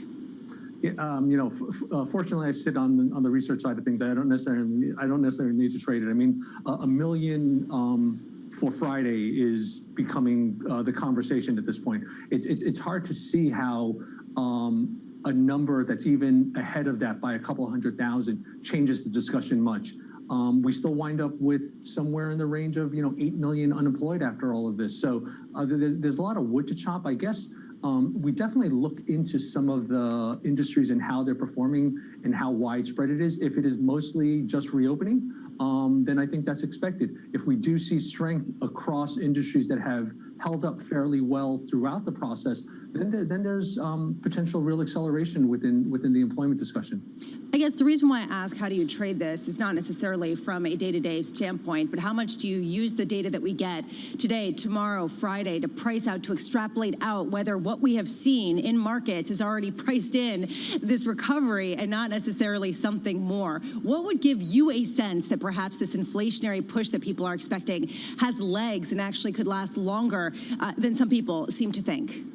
Yeah, I think we need to see the next few months of inflation and how it's being driven. We have online statistics that we wind up using within a product that we call Price Stats that lets us look into some real-time numbers. And if it's coming from areas that you would expect not to have that much pricing power, then it does show that the retailer, the seller, has a bit more power this time around than they would have in the past.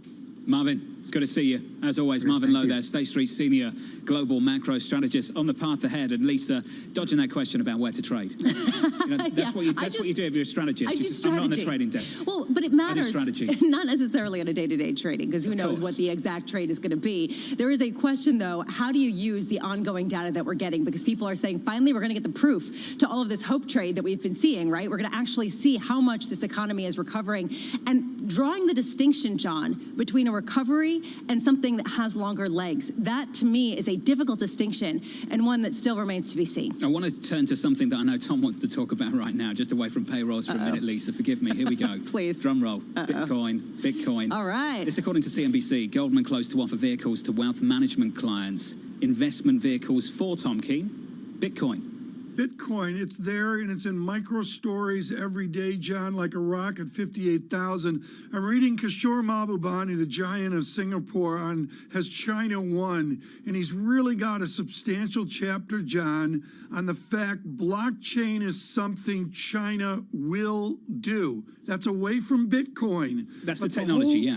The whole digitization here of currency goes right back to what the president is going to talk about today and the need for America to be digitally forward. That's something arcane for most of Washington. I think on the Bitcoin side of things, just quickly, Tom, what's been clear to a lot of people is how much the C-suite has been reluctant to fully embrace this on Wall Street. And what's happened here is the clients have demanded it, Lisa. And I think that's the big change in the last couple of years. The clients have demanded that they supply the investment vehicles for them to get exposure to this. And if they don't, they'll go elsewhere. And I imagine, just my view, got no inside information on any of this particular conversation, Lisa, but I imagine that's what's really brought this about too. And then you have PayPal, for example, joining the crowd yesterday and saying that they're going to accept crypto assets as a form of currency. To your point, they wouldn't do that unless there was customer demand. Precisely. Yeah, Afterthought is accepting Bitcoin for crystals and, you know, other Bitcoins stuff. and crystals. Makeup.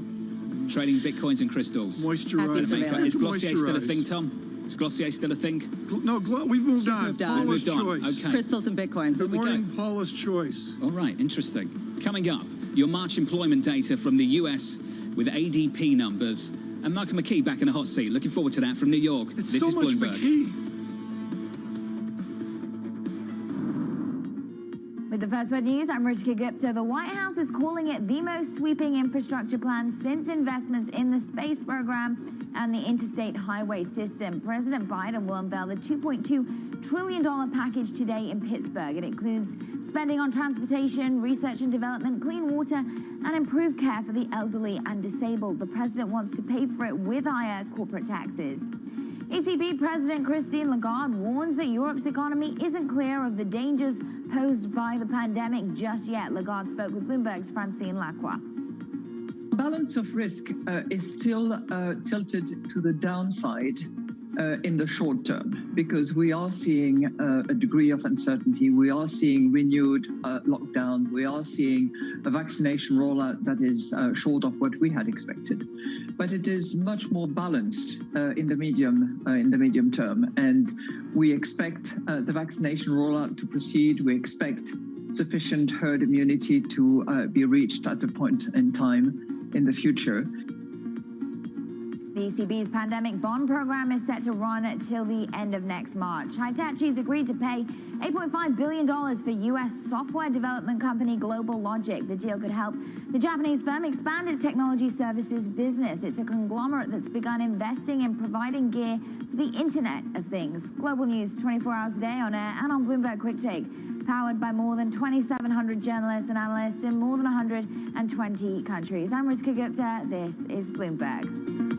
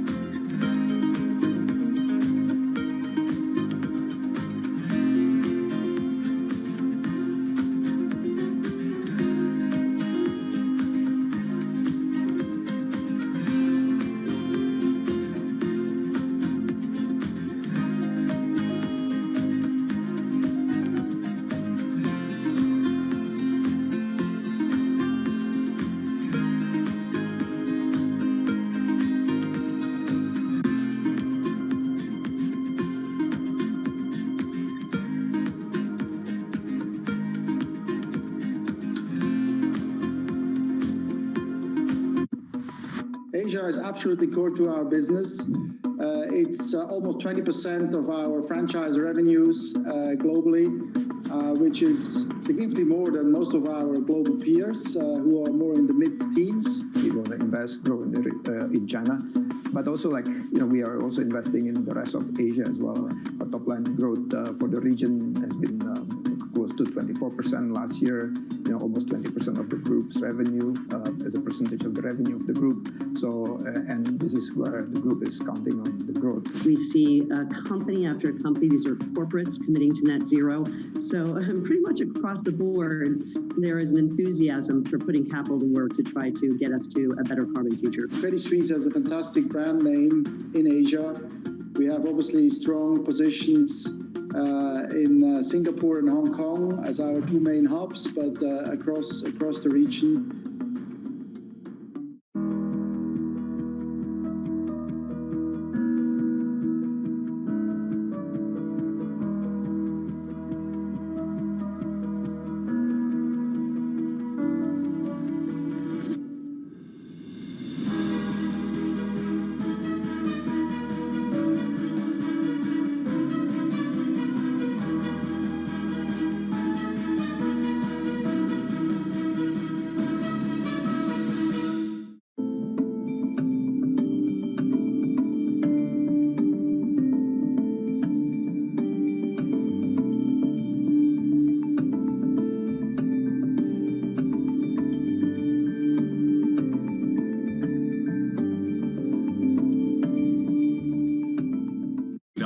Particularly, sort of the technology landscape, have gotten to some pretty extraordinary levels.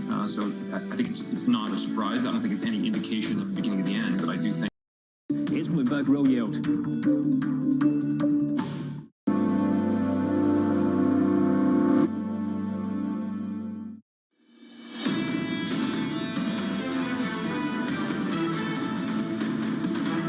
From New York City for our audience worldwide, this is Bloomberg Surveillance Live on TV and radio. Alongside Tom Keene and Lisa Bravitz, I'm Jonathan Ferro with your ADP report. Let's turn to Mike McKee. Good morning, John. Well, America is going back to work, at least according to ADP. The numbers come in higher than they have in months and months. 517,000 people added to payrolls, according to the payroll processor. They count private sector jobs, so that's a little bit under the forecast for the non-farm payrolls report on Friday. Private payroll jobs there expected to rise by 638,000. The numbers don't often match up between the non-farm private jobs and the ADP, but the direction gives you an indication, and the magnitude certainly should give us some indication of how the news is going to play out. In terms of the categories, service providing jobs, the big winner here, 437,000 additional jobs, 169,000 of those in the leisure and hospitality space. Obviously, with states reopening, restaurants able to have more guests, we're seeing people go back to work. We should probably say these aren't jobs necessarily added to the economy, but they are jobs restored to the economy. Small businesses added 174,000, medium 188,000. So we're looking at a lot of jobs in the categories that were hit the hardest. Goods producing 80,000 jobs. This is interesting. 32,000 in construction. The weather gets better in March than it was in February. That may add to that. But Tom raised the question earlier today about the Biden plan. Where do you find the workers? Going to be an interesting question if there is an awful lot of construction work to be done over the next few years. Just pause there just for a moment, Mike. We'll turn to the price action. It's a soft print, a downside surprise, decent upward revision to the previous month, and not much price action off the back of it. We roll over just a little bit on the dollar index, DXY down almost 0.1%. Yields came in just a whisker, a fraction. Your 10-year right now, about 170, 173. Equity still okay. Futures on the NASDAQ up 0.75%. The S&P 500 up 0.2. Let's just talk about the range going into Friday, Mike. The numbers, 650K is your median estimate. The range is anywhere from 232,000 to 1.1 million at the high end. And I think it's the numbers at the high end that are getting a lot of attention, Mike, because if we don't see them this Friday, there's a belief we will certainly see them in 4 weeks' time next month. Absolutely. The feeling is these jobs are going to be restored fairly quickly, at least in companies that did not go out of business. The companies that went out of business are the scarring effect that the Fed is worried about, people who won't have jobs to go back to. But for those who do have jobs to go back to, in retail especially, and in leisure and hospitality, we should see a very rapid increase in jobs and a very rapid drop in the unemployment rate. We're expecting that to fall to 6% on Friday for the month of March, and the Fed thinks by the end of the year we'll be at 4.5%. Some people think even lower than that. You're going to be in a press conference, Michael McKee, and I want to dovetail into the interview. I thought it was a really prescient interview with Mr. Deese earlier this morning. You know, we came around to these combined deficits, the twin deficits. You and I know Steve Roach made a career of this at Morgan Stanley in analyzing it. You're in the press conference with Powell. You always get the last question because they hate you. And you're going to stand up and go, Chairman Powell, about that twin deficit. What's he going to say? He's going to say at this point they think it's manageable. It does look like five standard deviations out. It does look like the rest of the world is willing to buy our debt, which is problem number one. And problem number two is in paying it back. If you can make the economy grow faster than the rise in the debt, and that's what this is designed to do. This is designed to expand potential growth. Frame the 15-year timeline reported in this infrastructure bill, given other extrapolations from CBO or other shops in Washington. How does 15 years fit in? Well, it's kind of odd because they do the reconciliation bill, which is the vehicle they're going to have to use for this, based on a 10-year time horizon. So they won't necessarily match up, and it's going to be interesting to see how they put all this together from a nerd's point of view. From the average person's point of view, if they don't get tax increases, it won't pay for itself. It'll be a big hole in the budget. If they do get tax increases, it won't pay for itself because it never does, but it might close some of that hole, and maybe faster growth helps with that. Lisa, does McKee understand that we were going to call this Bloomberg surveillance, but before that, we were thinking of calling it the Nerd Show? Well, I was going to say, from a nerd's perspective, at 4:30 p.m. every Thursday, you can check. The Fed's balance sheet comes out. Their holdings. You actually do this? I do this literally every day at 4:30 on Thursday. I will check this, and right now it is a new record high from last Thursday at $7.7 trillion. And Mike, this is relevant because it goes to the twin deficit issue and the idea of how much will the Fed continue to help the Treasury Department finance this project? How much will Chair Powell come out and say, you know what, we will be the buyer of last resort and first resort in some cases, if that means suppressing borrowing costs to enable this fiscal plan to have its full legs? He will never say that. And it's interesting you bring it up, though, because people on Wall Street are definitely going to be talking about it. There's always the group of conspiratorialists who think that the Fed is in on all of this. But you notice this week we've had two Fed officials push hard back against that. We had the new Fed governor from the St. Louis Fed saying we'll never do that at all. And then we had yesterday Vice Chairman Randall Quarles say we'll never do that at all. It is a narrative they're going to have to get out in front of, because with these kind of deficits staring us in the face, the idea is going to be, does the Fed keep buying? Well, Michael, the timeline here is somewhat concerning to some people on Wall Street, because later this year, the Fed is expected to start tapering if the economy is looking better. And later this year, we may have a better sense or even a plan passed to enable some of this spending, basically to increase the deficit. How concerned is the Fed about a sudden rise in yields? In other words, do we have a sense of what disorderly means to Chair Powell? They really don't think that yields are going to go shooting up because of this, especially because of the time frame. They were more concerned that yields would rise rather rapidly on the rescue plan, because that was $1.9 trillion. Well, if you add in the $900 billion from December, you're over $2 trillion being spent in less than a year. And that could add a lot of pressure to inflation, which would send yields higher. But the feeling is if growth rises along with yields, as this plan is designed to do, that yields will stay under control because there isn't going to have to be an extensive premium in it. And you know what's interesting? Somebody was pointing this out this morning. We do see yields higher today, but they're lower than they were yesterday before the headlines about the plan. And maybe that has to do with the plan coming in at $2.25 trillion instead of $3 trillion that was focused on. But Wall Street seems to be taking it relatively in stride at this point. What's the first rule of monetizing the deficit, Mike? Don't talk about monetizing the deficit. I mean, they could say they're not doing it. They're doing it. Come on, all central banks are doing it to some extent at this point. They're doing it in America. And if we know already, Tom, that higher yields are an input into financial conditions, What do you think is going to happen? I think that we got to normalize in the rate of change. What does here, that John. look like? No, What does that well, mean? we don't know because Michael McKee, I mean, come on. Well, we got to go, I guess. But, John, the first and second derivative here is we need some calculus on this show. Look, we're conveniently out of time. Kaylee Lines could come on and give us calculus. As I said, the nerd show. Honestly, my thank you. Coming up, we'll continue this conversation with Michael Ferroli of JP Morgan. He loves his calculus. Equities on the S&P 500, up a little more than 0.1%, up 5 points on the S&P. Oh, the gamma. On the bond market. Where are we in treasuries? Can we get to the markets first quickly? Let's go to the markets, please. I'm trying to. Your 10-year, north of 170, north of 177 in yesterday's session. From New York, this is Bloomberg.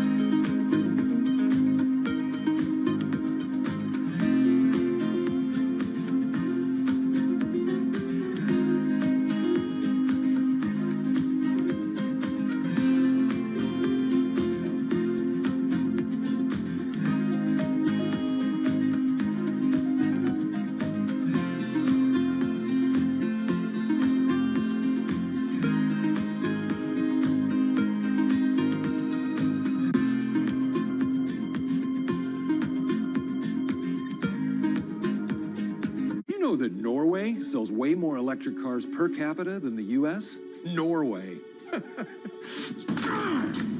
Well, I won't stand for it. In this neighborhood just outside Oslo, the majority of cars are electric.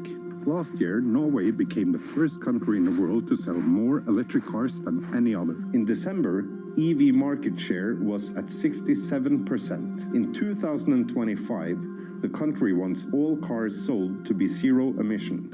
Hey, Norway, listen up, you fish-loving... Oh, this place is adorable. Damn it. But why is Norway leading this development? The country is rocky, it's ice cold, and with huge distances. The easy answer is politics. By giving the consumers benefits that pay off, more people will go electric when they're getting a new car. These perks could be no VAT when buying the car, reduced tolls, the possibility to drive in the bus lane, and quite a bit of free parking as well. 2021 is an election year in Norway, and the Climate and Environment Minister Sveinung Rotevatn believe the EV perks will be a hot topic in the campaigns, where removal of the perks is set to be a central issue.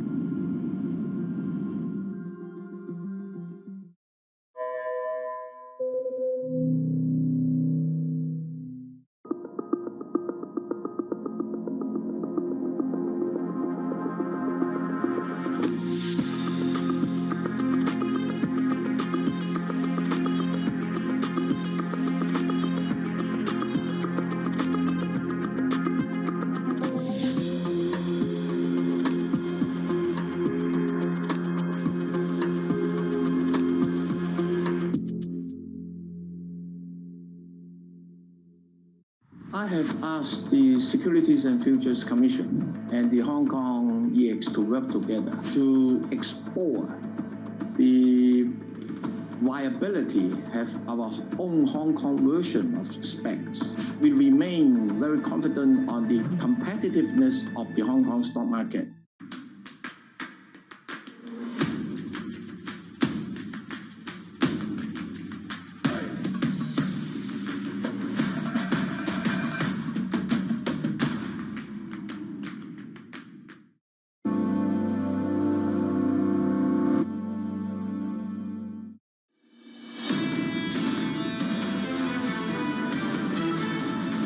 You know, it's absolutely amazing to look at how resilient this equity market is in the face of a real conversation about hiking the corporate tax rate from 21% to 28%. and yet this market's unfazed. The Nasdaq right now positive by 0.7%, the Russell up by 0.5%, and it's been unfazed and resilient again and again and again repeatedly over the last several weeks, even though we knew this was on the table. Maybe the wire's $900 billion stimulus bill in December, 1.9 trillion in the last month, and $2.25 trillion of spending on the table right now.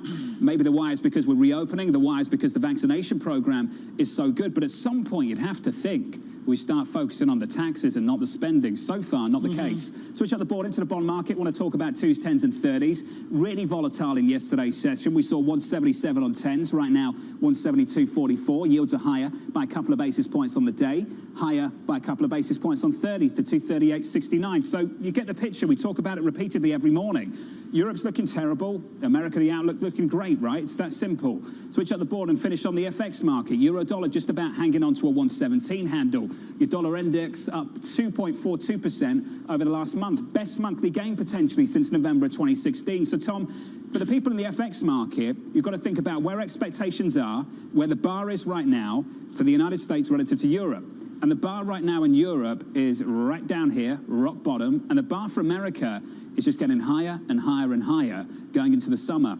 And I'm just trying to work out what that means for this FX market in the months ahead. It's news flow, and maybe it's the correlations into the markets. Certainly, we end this quarter, folks, with the surprise of a resilient dollar versus consensus of 90 days ago. But I would go back, John, to earnings and revenue dynamics as really being front and center, maybe the world of Gina Martin Adams, among others. Right now, Michael Ferroli to get us started here on ADP with JP Morgan Securities. Michael, does the modest good news and establishment with ADP, does that adjust you from 650,000 up into the rarefied air of 1 million jobs on Friday? So I think the ADP number we got today was broadly consistent with what we in consensus are looking for, which is, as you mentioned, around 650,000. So we'll probably leave our estimate at that. I think, you know, in terms of looking for 1 million, that may be more of an April-May story. But for now, between the 500,000 and 1 million seems about right. Michael, it becomes a blur for us, all these different conversations we have. And if I look back 6 weeks, 8 weeks, one statistic sits in economics, and that is one Michael Ferroli talking about 7 million job formation. Can you adjust that up right now to an 8 million, 9 million, indeed a 10 million statistic? I think 8 is plausible. I think 10 might be a little bit of a reach, but certainly I think we should do very well in terms of jobs this year, not only because we're expecting like we and others are expecting very rapid GDP growth, but a lot of that is going to come in lower paid service industries like hospitality, where the jobs per unit of GDP is actually somewhat greater than in the rest of the economy. So it should be a very job-filled recovery this year. Is this a recovery, or is this a new entry point into a labor market that is shifting to the tech era that's going to be financed by an infrastructure plan and other fiscal spending? So, you know, how you characterize this recovery, it's certainly an odd one. It was an odd recession we had. But I think in terms of the composition of job growth towards something that's more tech-heavy, that may be something that is, you know, a conversation for 22 or 23. I think for this year, it's really going to be about recovering jobs that were lost and the types of jobs that were lost. You know, if we transition toward a more, you know, greener economy or things of that nature, I think that's a multi-year conversation. Mike, last year, I think a lot of people, including myself, were surprised by how quickly this economy snapped back. Given where the estimates are right now, do you think we could be surprised again? Certainly. I mean, there's been a lot of surprises, and we don't know how much of the infrastructure package is going to pass, whether we could see additional fiscal stimulus, short-run fiscal stimulus this year. So I think there's certainly capacity to be surprised to the upside. You know, Tom asked the question earlier this morning, where do the workers come from, Michael?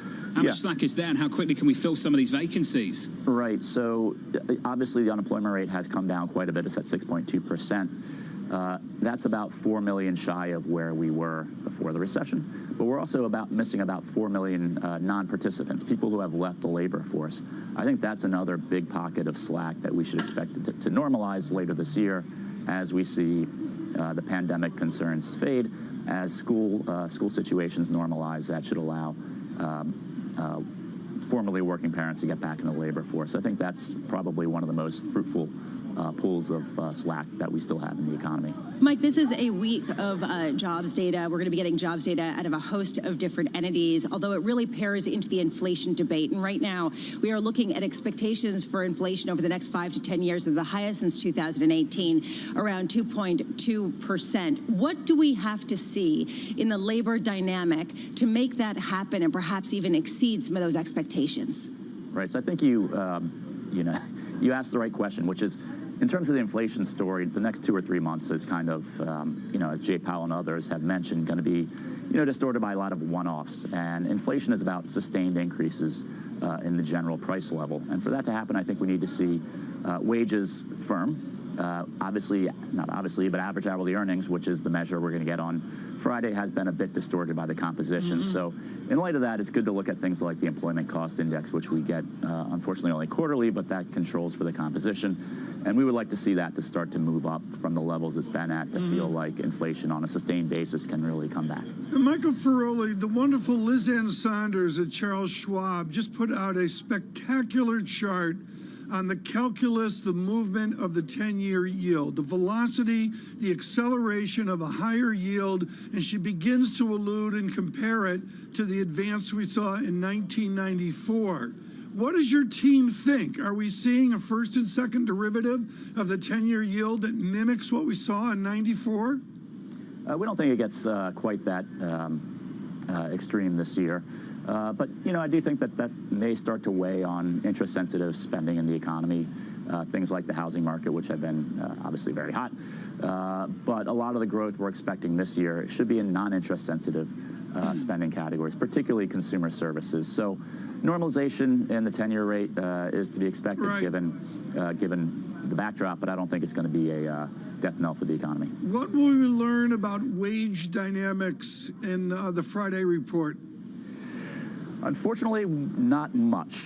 So as I kind of alluded to earlier, we actually had a big jump in average hourly earnings when the pandemic took hold because a lot of the jobs we lost were very low-paying jobs, and so that left the remaining pool of jobs on average who are higher paid, so that boosted average hourly earnings. That distortion has persisted because most of the jobs that we have yet to recover remain lower paid jobs. So we should see that situation start to normalize as those jobs come back, but unfortunately, the average hourly earnings number is not the most reliable guide to overall wage pressures, I believe, right now. Mike, what do you make of the 94 comparison? Given that happened in a rising interest rate environment, that was really the shock, that the Greenspan Fed started hiking and hiking quickly and more quickly, and this Fed is just sitting here. What's the compare and contrast there for you?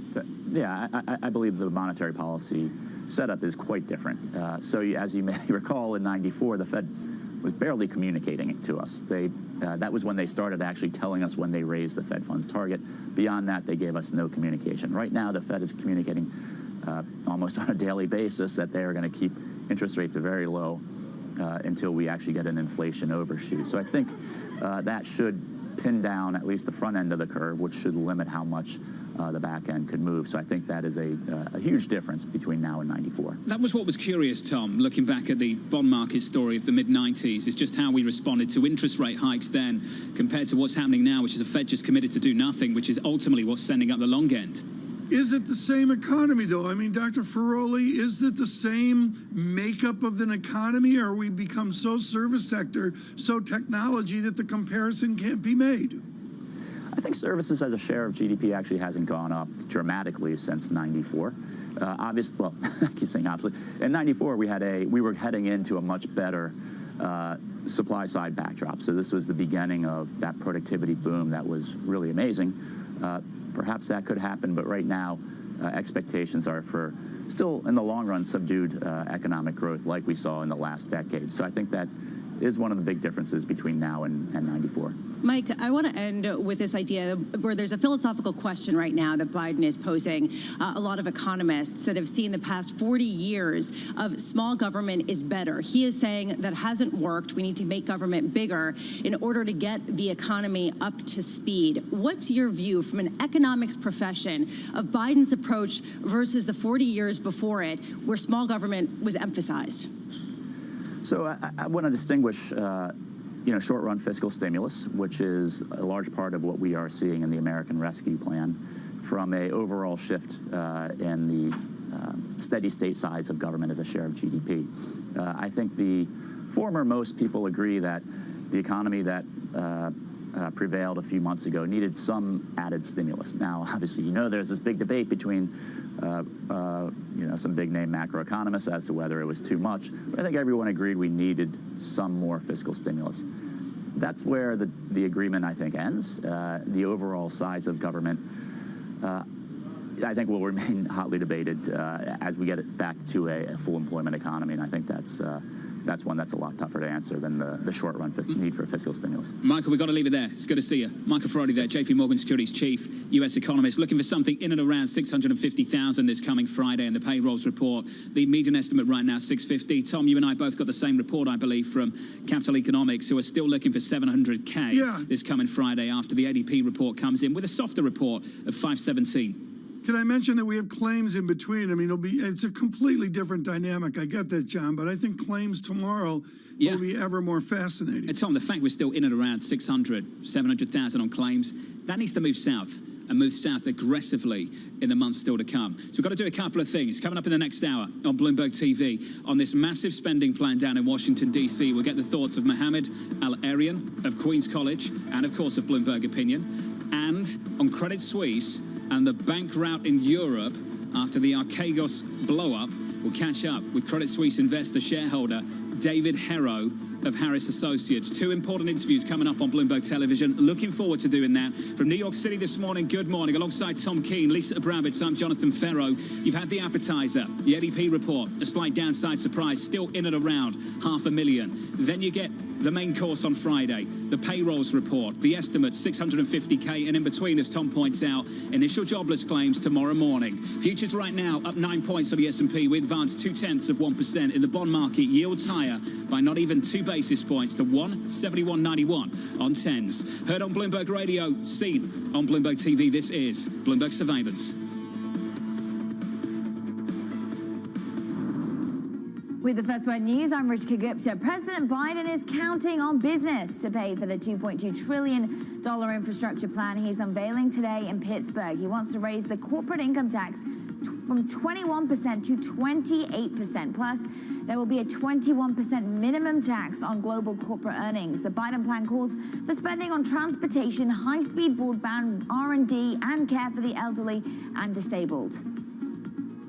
These public investments are among the highest return investments in terms of spurring private investments. So we know public investments in airports return several dollars in private investments. Public investments in basic R&D provide the backbone for innovation off which private investment flows. So we know these are the kinds of high-value investments that can spur the kind of private investment we need. President Biden will announce a second round of initiatives next month.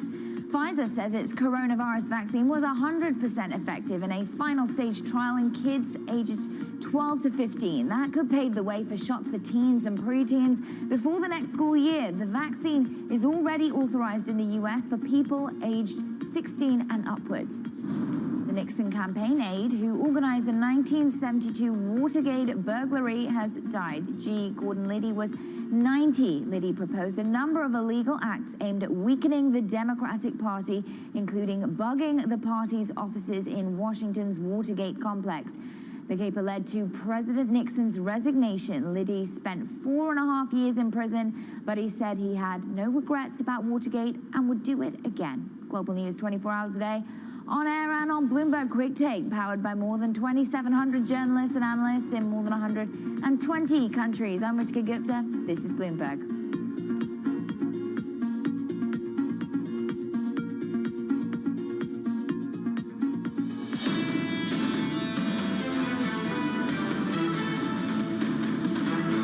Bloomberg Surveillance on Bloomberg Radio, Bloomberg Television, across this nation. And of course, it is a nation with the better news on the pandemic. Certainly a celebration of a recovering America. Early in April, April's next week. Opening day used to be April 10. I don't know now when it was Cincinnati, but I'll tell you, Lisa, it will be great to see all of sports get back in some way or form, as we see with the NCAA right now. Yeah, and the plans have definitely been charted out to try to get everyone back, and not just for vaccinations, where I know that Citi Field, for example, in New York City has been, and Yankee Stadium for that matter, have been outfitted as inoculation stations. There is a question of how baseball, of how some of the other sports will look different in a post-pandemic era, Tom, or a almost post-pandemic era. Almost pandemic era. That is something we will address now. Lisa Bramowitz and Tom Keenan, we welcome all of you, particularly Bloomberg 1130 in New York. And I must say,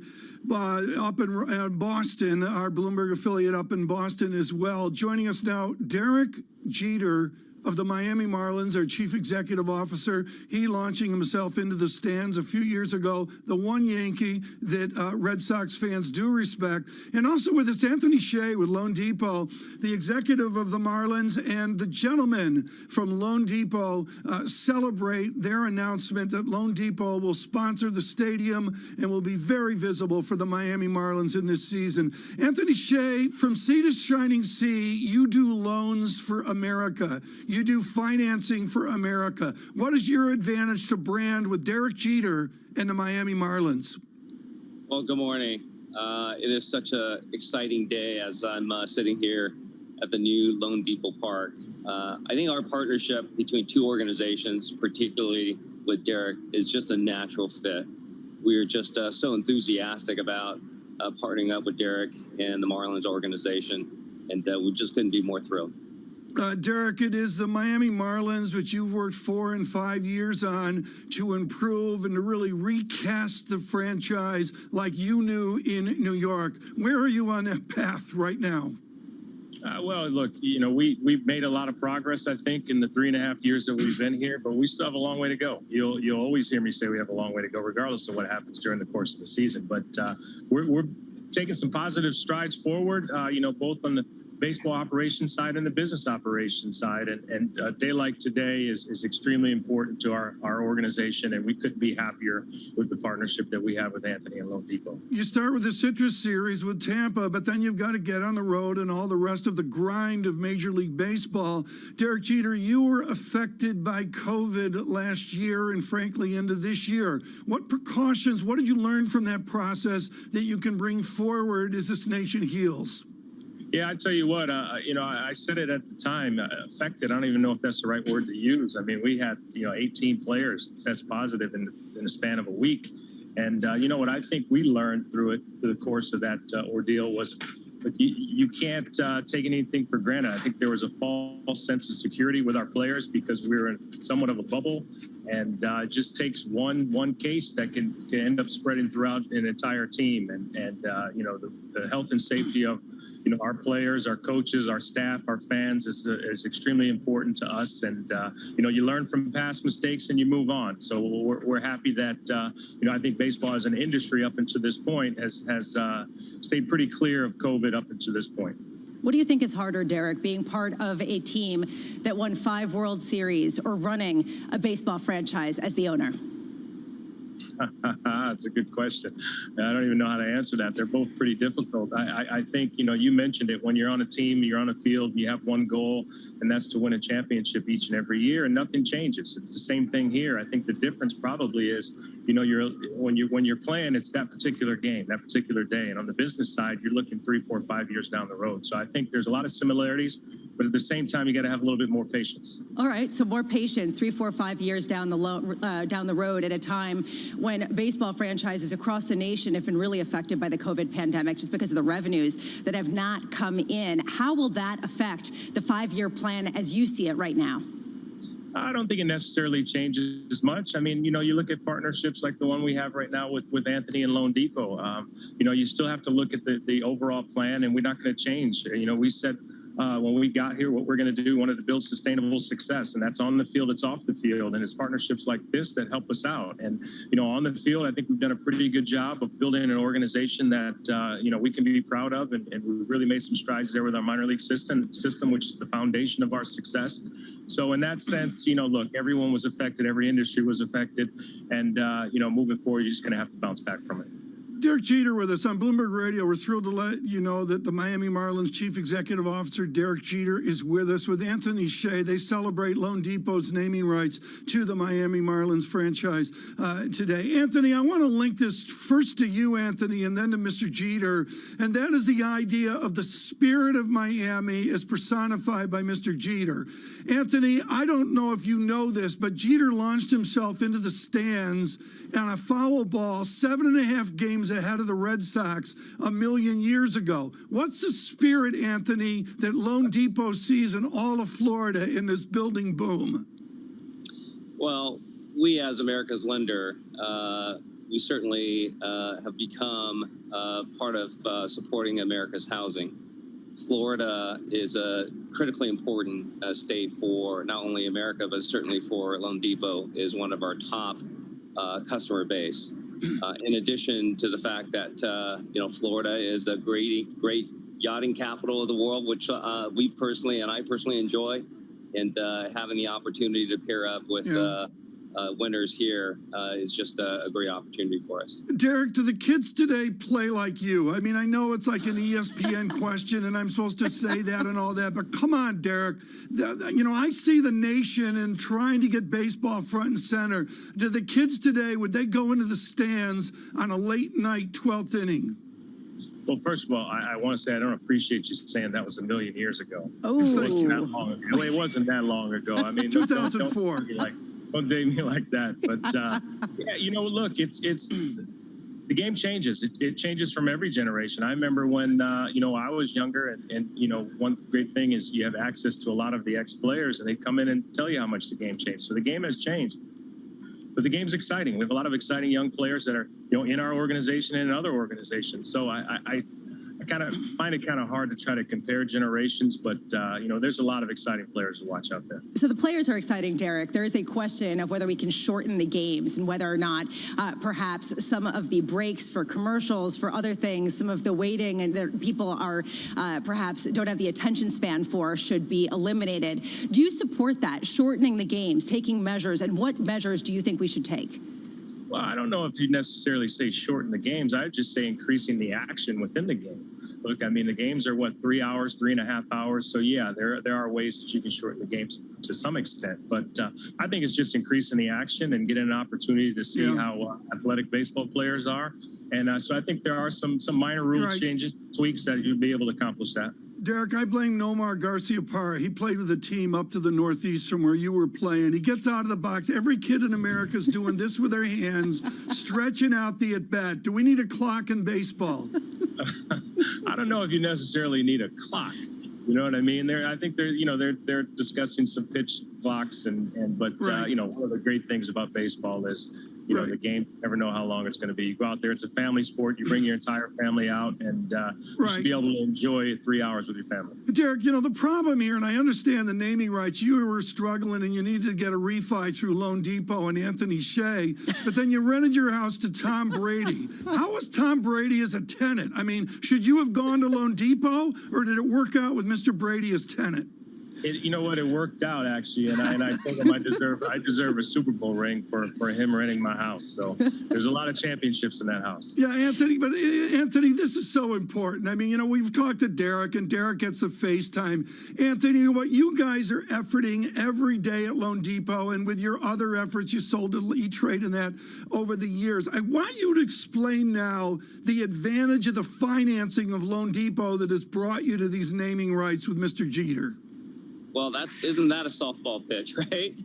We are a contemporary financial services company that is built a lot of digital tools that help many of our customers that are buying a home or refinancing their home to do it very, very fast and very easy.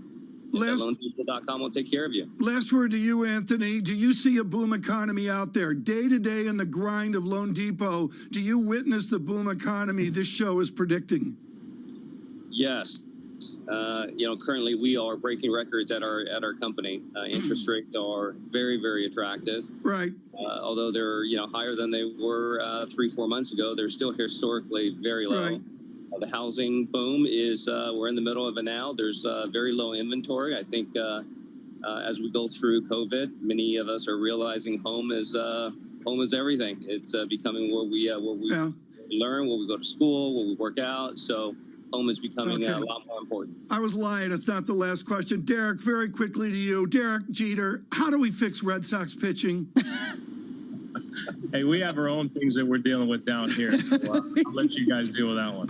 You guys are great. Derek Jeter, thank you so much for being with us. Mr. Shea, congratulations on your naming rights with the Miami Marlins. Lisa, you know, this was really painful for me. Oh, yeah. He's not Bucky F. Dent. I don't know, Lisa, if you know who Bucky F. Dent is, but Derek's the one Yankee the Red Sox fans will always, always appreciate what he did in 2004 with that catch. And yet you still managed to insult him by saying that he played a million years ago. He said it's not that long ago. It certainly wasn't. Yeah, well, that was fun to do. And Miami Marlins, of course, not struggling, but really trying to piece it together over his tenure as well. We got to piece together where we are right now, Lisa. And as John mentioned earlier, we've got resiliency in the equity markets. Yeah, how can you not have resiliency when you're printing money? And I think that that's sort of the conundrum at this point. How much can that resilience last in the face of perhaps higher taxes and higher inflation? And $1 trillion of bills proposed. The president at 4 p.m. this afternoon with Bloomberg. We'll have coverage. Congressman Garamendi will be with us as well. This is Bloomberg. Good morning.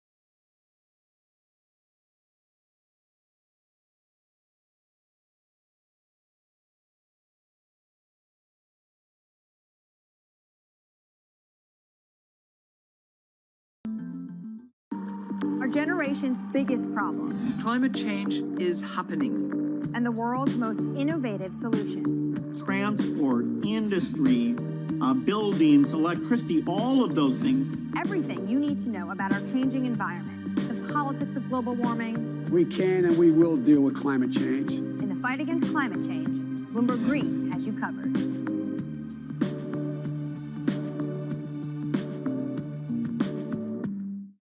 Friday, a Bloomberg Television exclusive, a conversation with Baidu co-founder and CEO Robin Li. We're far from done. We will continue to invest for the next 10, 20 years. Watch the full interview only on Bloomberg Television.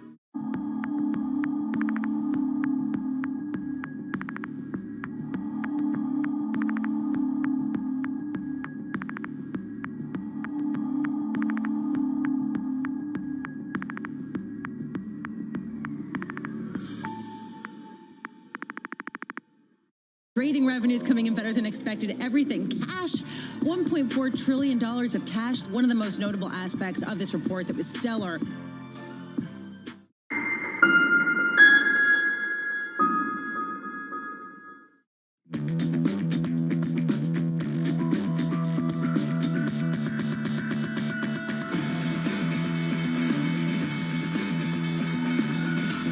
Spend, spend, spend. From New York City for our audience worldwide. Good morning, good morning. The countdown to the open starts right now. 30 minutes away.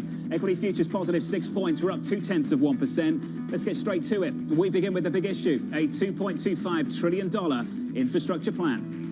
What really matters is the detail. The lesson from the 2017 experience was really the specifics matter. Clearly, it's an ambitious program. Is it going to drive overheating? There's still a lot of details that we don't yet know. Even if it's 2.2 trillion, it's very large. A significant part of this infrastructure spending is likely to be financed by tax increases. We'll be looking at a different tax structure. Whether it's 25 or 28, it's still up from 21. It does have implications for companies, and it has implications for the markets. It's a regime change. Higher taxes on companies, higher taxes on capital gains. While the growth, I think, is going to be tremendous. The whole tax thing is cause you to think, say, maybe I need to recalibrate a little bit. It's really the detail rather than the big number that matters. There's still a ton of questions. There are still a ton of questions. Let's ask some of them. The Bloomberg team, Kevin Cirilli, Kelly Lyons. Morning, Kev. Good morning. The biggest question among them are what are the specifics regarding tax increases? Here's what we know. We can pull up the full screens on what is in President Biden's $2.25 trillion infrastructure plan, raising the corporate tax rate from the current level of 21% to 28%. Remember, the previous administration had lowered that tax rate. In addition to that, to electrify postal trucks, 500,000 charging stations by 2030, upgrading research and development at universities and federal agencies, addressing gender and racial inequality in science, math, and tech. Look at the central bank, how they have started to address some of the inequalities in terms of their policies. Meanwhile, he's going to increase workforce training for those who have lost jobs, a crucial component of this, I'm told, simply because of the executive orders that he has signed as a result of energy policies, and improving water systems, removing lead pipes nationwide. And get this, Jonathan, this strikes me, boosting overseas corporate tax on profits from 21% to 21% from 13%. I bolded that, I underlined it, because seriously, when we talk about corporate tax rate, that final point in terms of the 21% to 13% is going to be crucial for so many multinational corporations. Kevin, we talked a lot about spending. We need to talk about taxes too. And you and I were talking about this first thing this morning. You get the feeling this is just the start. There's more still to come over the next few weeks. Precisely. And in terms of the politics of this, he's got to form a coalition. And he's doing so, unveiling it in Pittsburgh. That's going to be a crucial constituency of that working class union worker, whether or not he is able to rally them, not just the leadership level, but the actual union members. Is he going to be able to get them to support Republicans and to push Republicans here?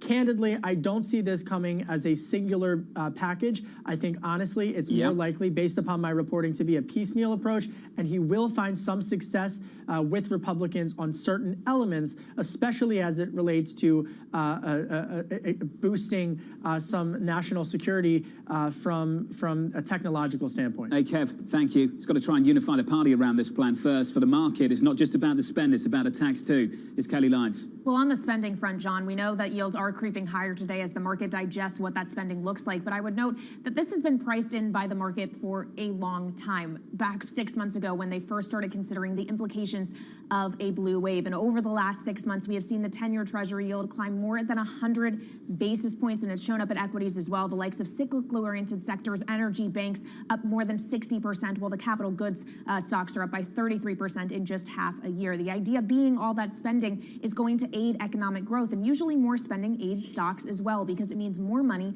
is added to the system. And when M2 money supply goes up, the S&P 500 usually follows. Of course, there are potential market negatives here, John. Those tax hikes you and Kevin were just discussing. A 28% corporate tax hike rate, at minimum 21% on corporate profits. David Kostin over at Goldman Sachs has said that could cut S&P 500 earnings by 3% in 2022, but he also expects the impact on the market will be very temporary, that largely equities will be able to look through that given the fiscal impulse. And of course, the other potential downside too, John, is the inflation question. We know that the market has been pricing in more inflation. We see that evident in break-even rates, the 10-year break-even now above 2.3%, though that may have a bit more to do with the $1.9 trillion in stimulus that just got thrown at the economy all at once, maybe less so with infrastructure spending that will be spread out over years. John. Kelly, thank you. Kelly Lyons there on the markets and what happens going forward. This administration already selling the plan. Earlier this morning, we caught up with Brian Deese of the National Economic Council. This is what he had to say. Well-designed public investment can spur innovation, it could spur productivity, and it could spur job growth all around America. We know that's true in things like basic research. We know it's true in things like physical infrastructure. And the issue is that for 40 years, we have undermined those basic drivers of economic growth. We need to make a big capital investment in the country.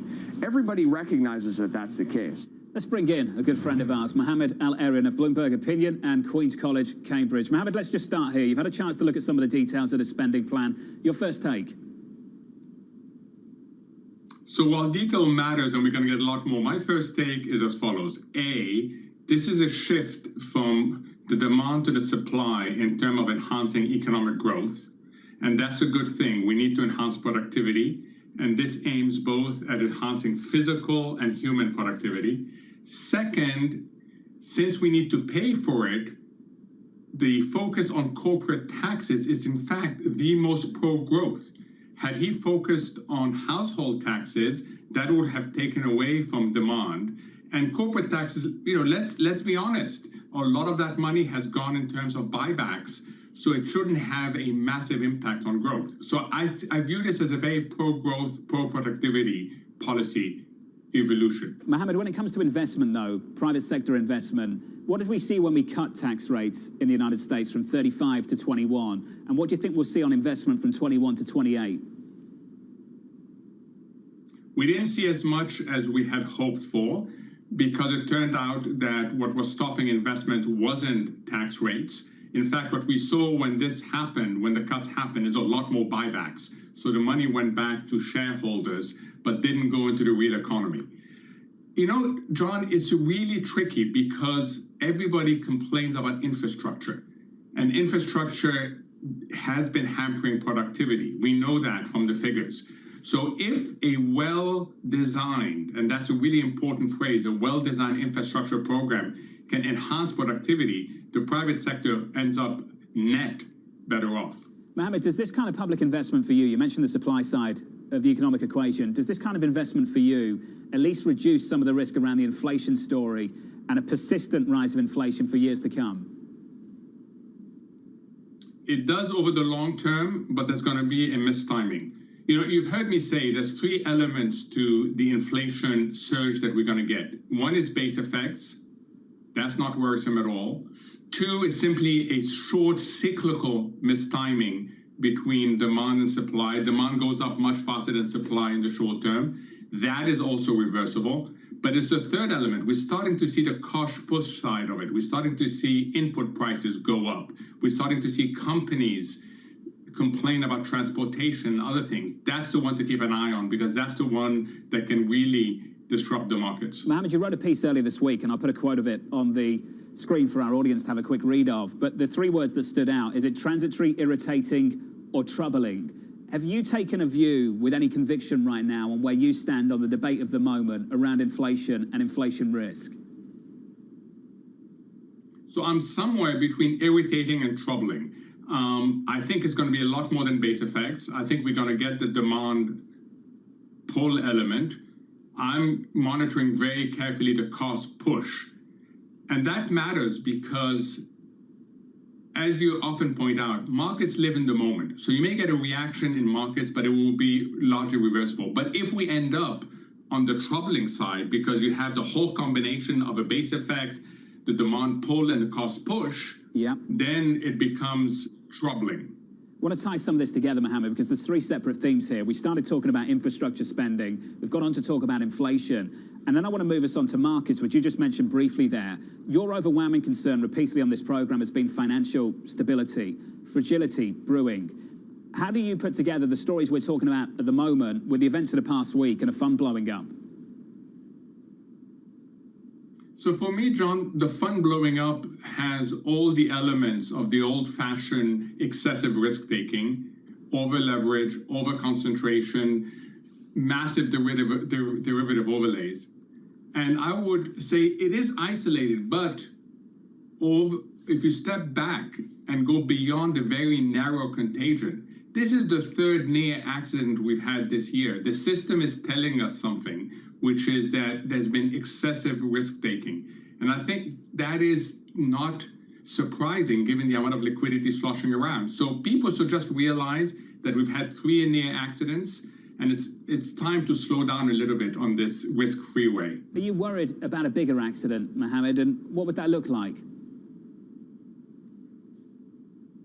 So I'm worried that the liquidity paradigm that has been so supportive of markets starts eroding, not in terms of banks' willingness to maintain, central banks' willingness to maintain it, but in terms of the system not trusting in it.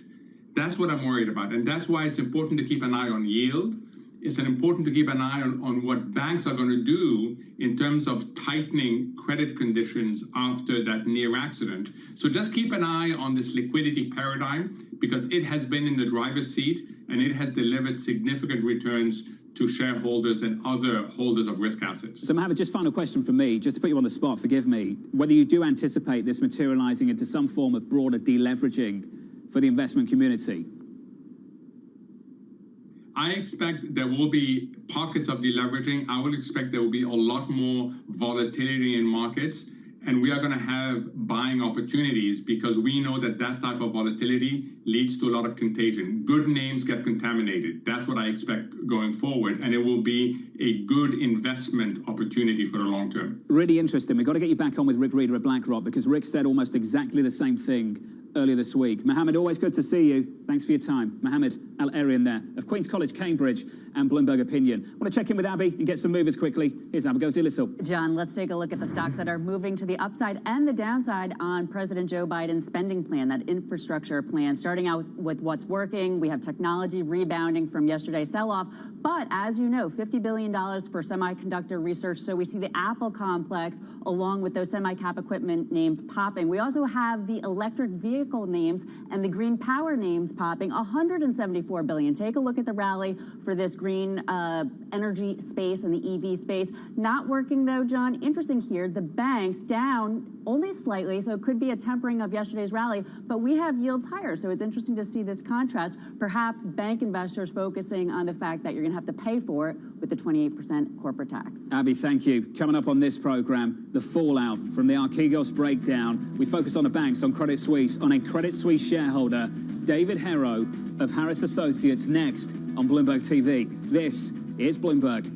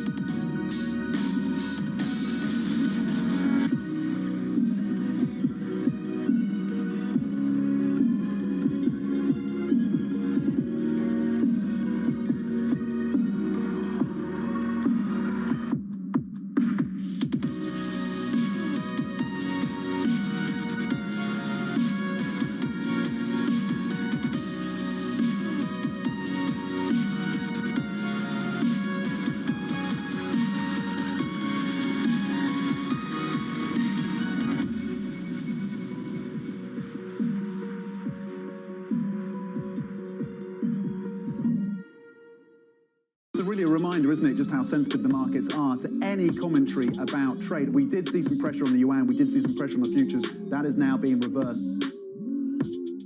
Right now, about half of U.S. households invest. We'd like to get that number up to 95+%. Investing should be as ubiquitous as shopping online. It should just be something that people do.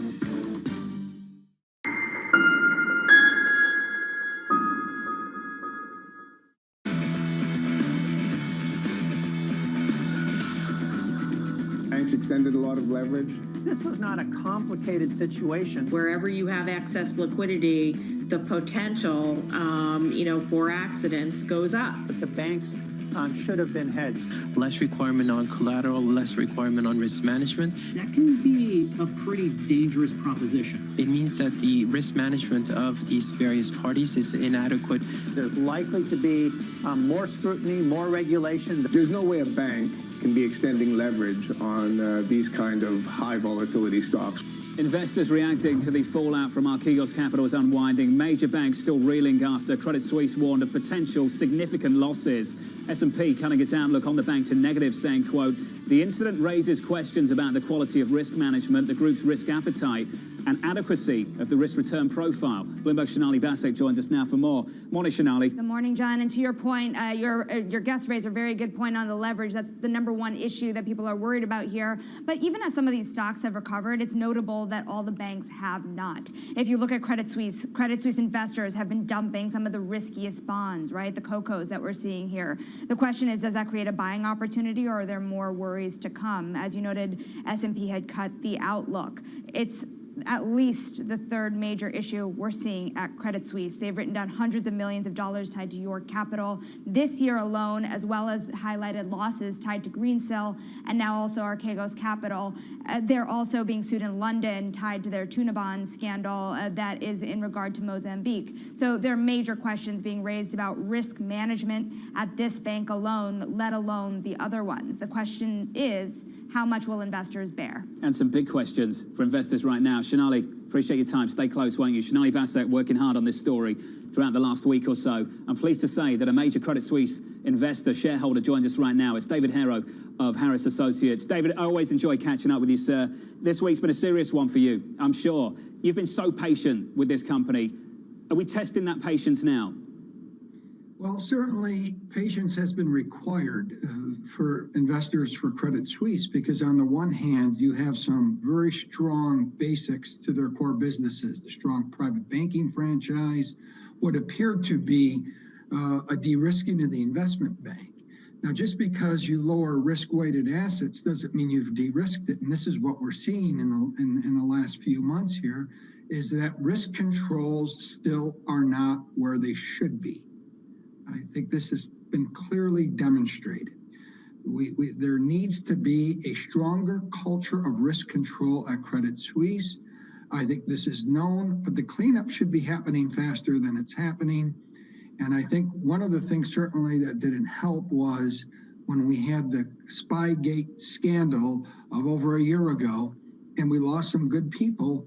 The CEO, the chief operating officer, I think perhaps that left a bit of a void. But clearly, in order for the good bits of Credit Suisse to blossom, you need to get rid of the bad bits, and that's the risk control, which has plagued this company for the better part of a decade.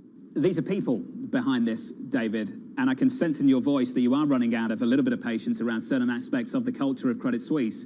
In your view, your words, just alluded to it there, it's not changing quickly enough. Who do you hold accountable? Yeah, well, you have to go through the organization and just make sure that there exists and there is in place a culture that does not tolerate sloth and riskiness. And sure, in every activity we take, we have to balance risk versus return. This is how anyone should think, whether it be an investor. It's a fraction, not just one number. But Credit Suisse has not been getting... Hello, traders. Hope you are doing well. I'm planning to sell short euro.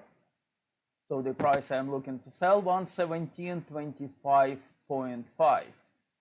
So if you're looking to trade euro, so here is your chance, 117.25.5. You're welcome to follow this trade, and you need to place an order to sell short euro.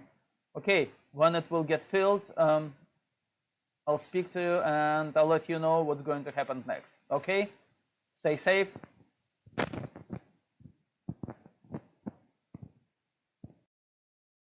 Acted sooner in removing him last year.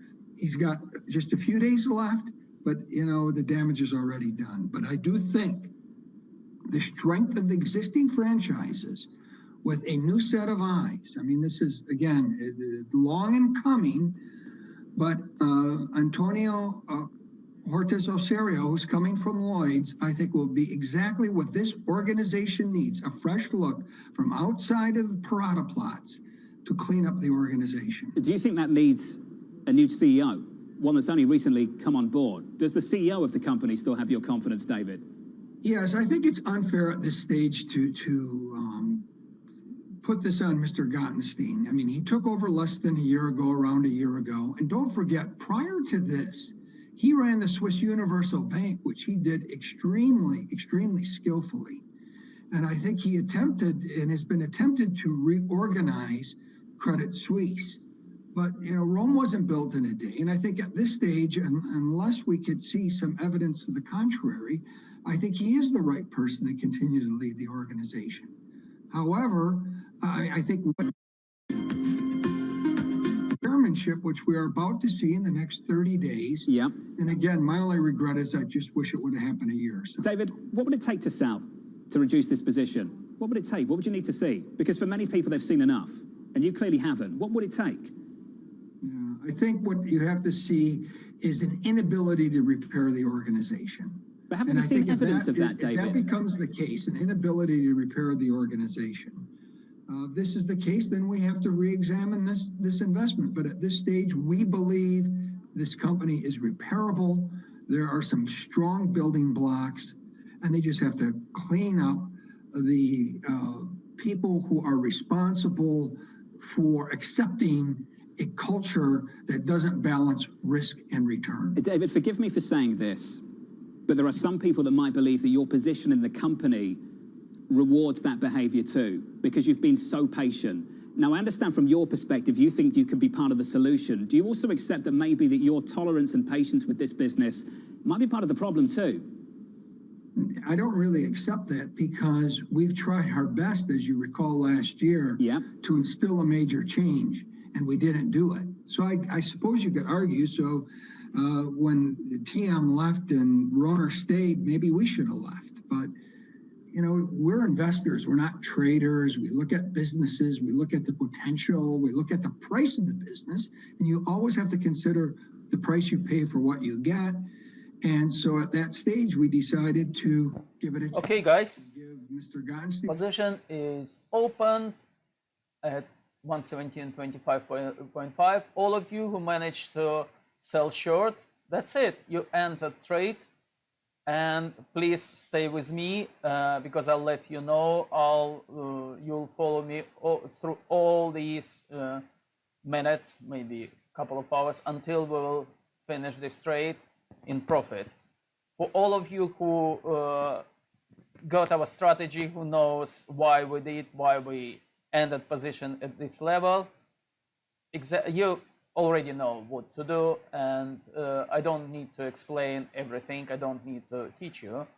For other people, I just want to remind, we're not academy or we're not providing some training course. We trade in live own funds, our clients' funds as well. So this has happened live. So you need to understand, if you want to find out why we place this trade at this level, you need to get the strategy. It's available on our website at company.co.uk, or you can get on the red line called ticker, and you will get the strategy and you will understand how it works, how we trade every day, and how we make a profit. Stay safe. Correct term for how we invest as long-term value investors. If we no longer find value, or if we believe that the management team we are invested with are not capable of producing value in the future, then we will sell the stock. David, just a final question from me, if I can. Yeah, I was going to say, at this stage, we're not there with Credit Suisse. We think there are the building blocks, and hopefully this is a wake-up call to expedite cultural change that's needed in this company. I hear that, and apologies for the delay between the connection between you and I. Just a final question, David. On the buyback plan, $1.6 billion worth, still buying back the stock. Would you support a pause there, just to stop? Scrap that. Well, I think until we could determine the losses, the prudent thing to do is to pause the stock buyback. You surprised they haven't? What was that? Are you surprised that they haven't done that, David? I don't know if they have or haven't. I think the last thing we heard was a week or two ago where they still were. We haven't heard as a result of the announcement they had Monday on the loss.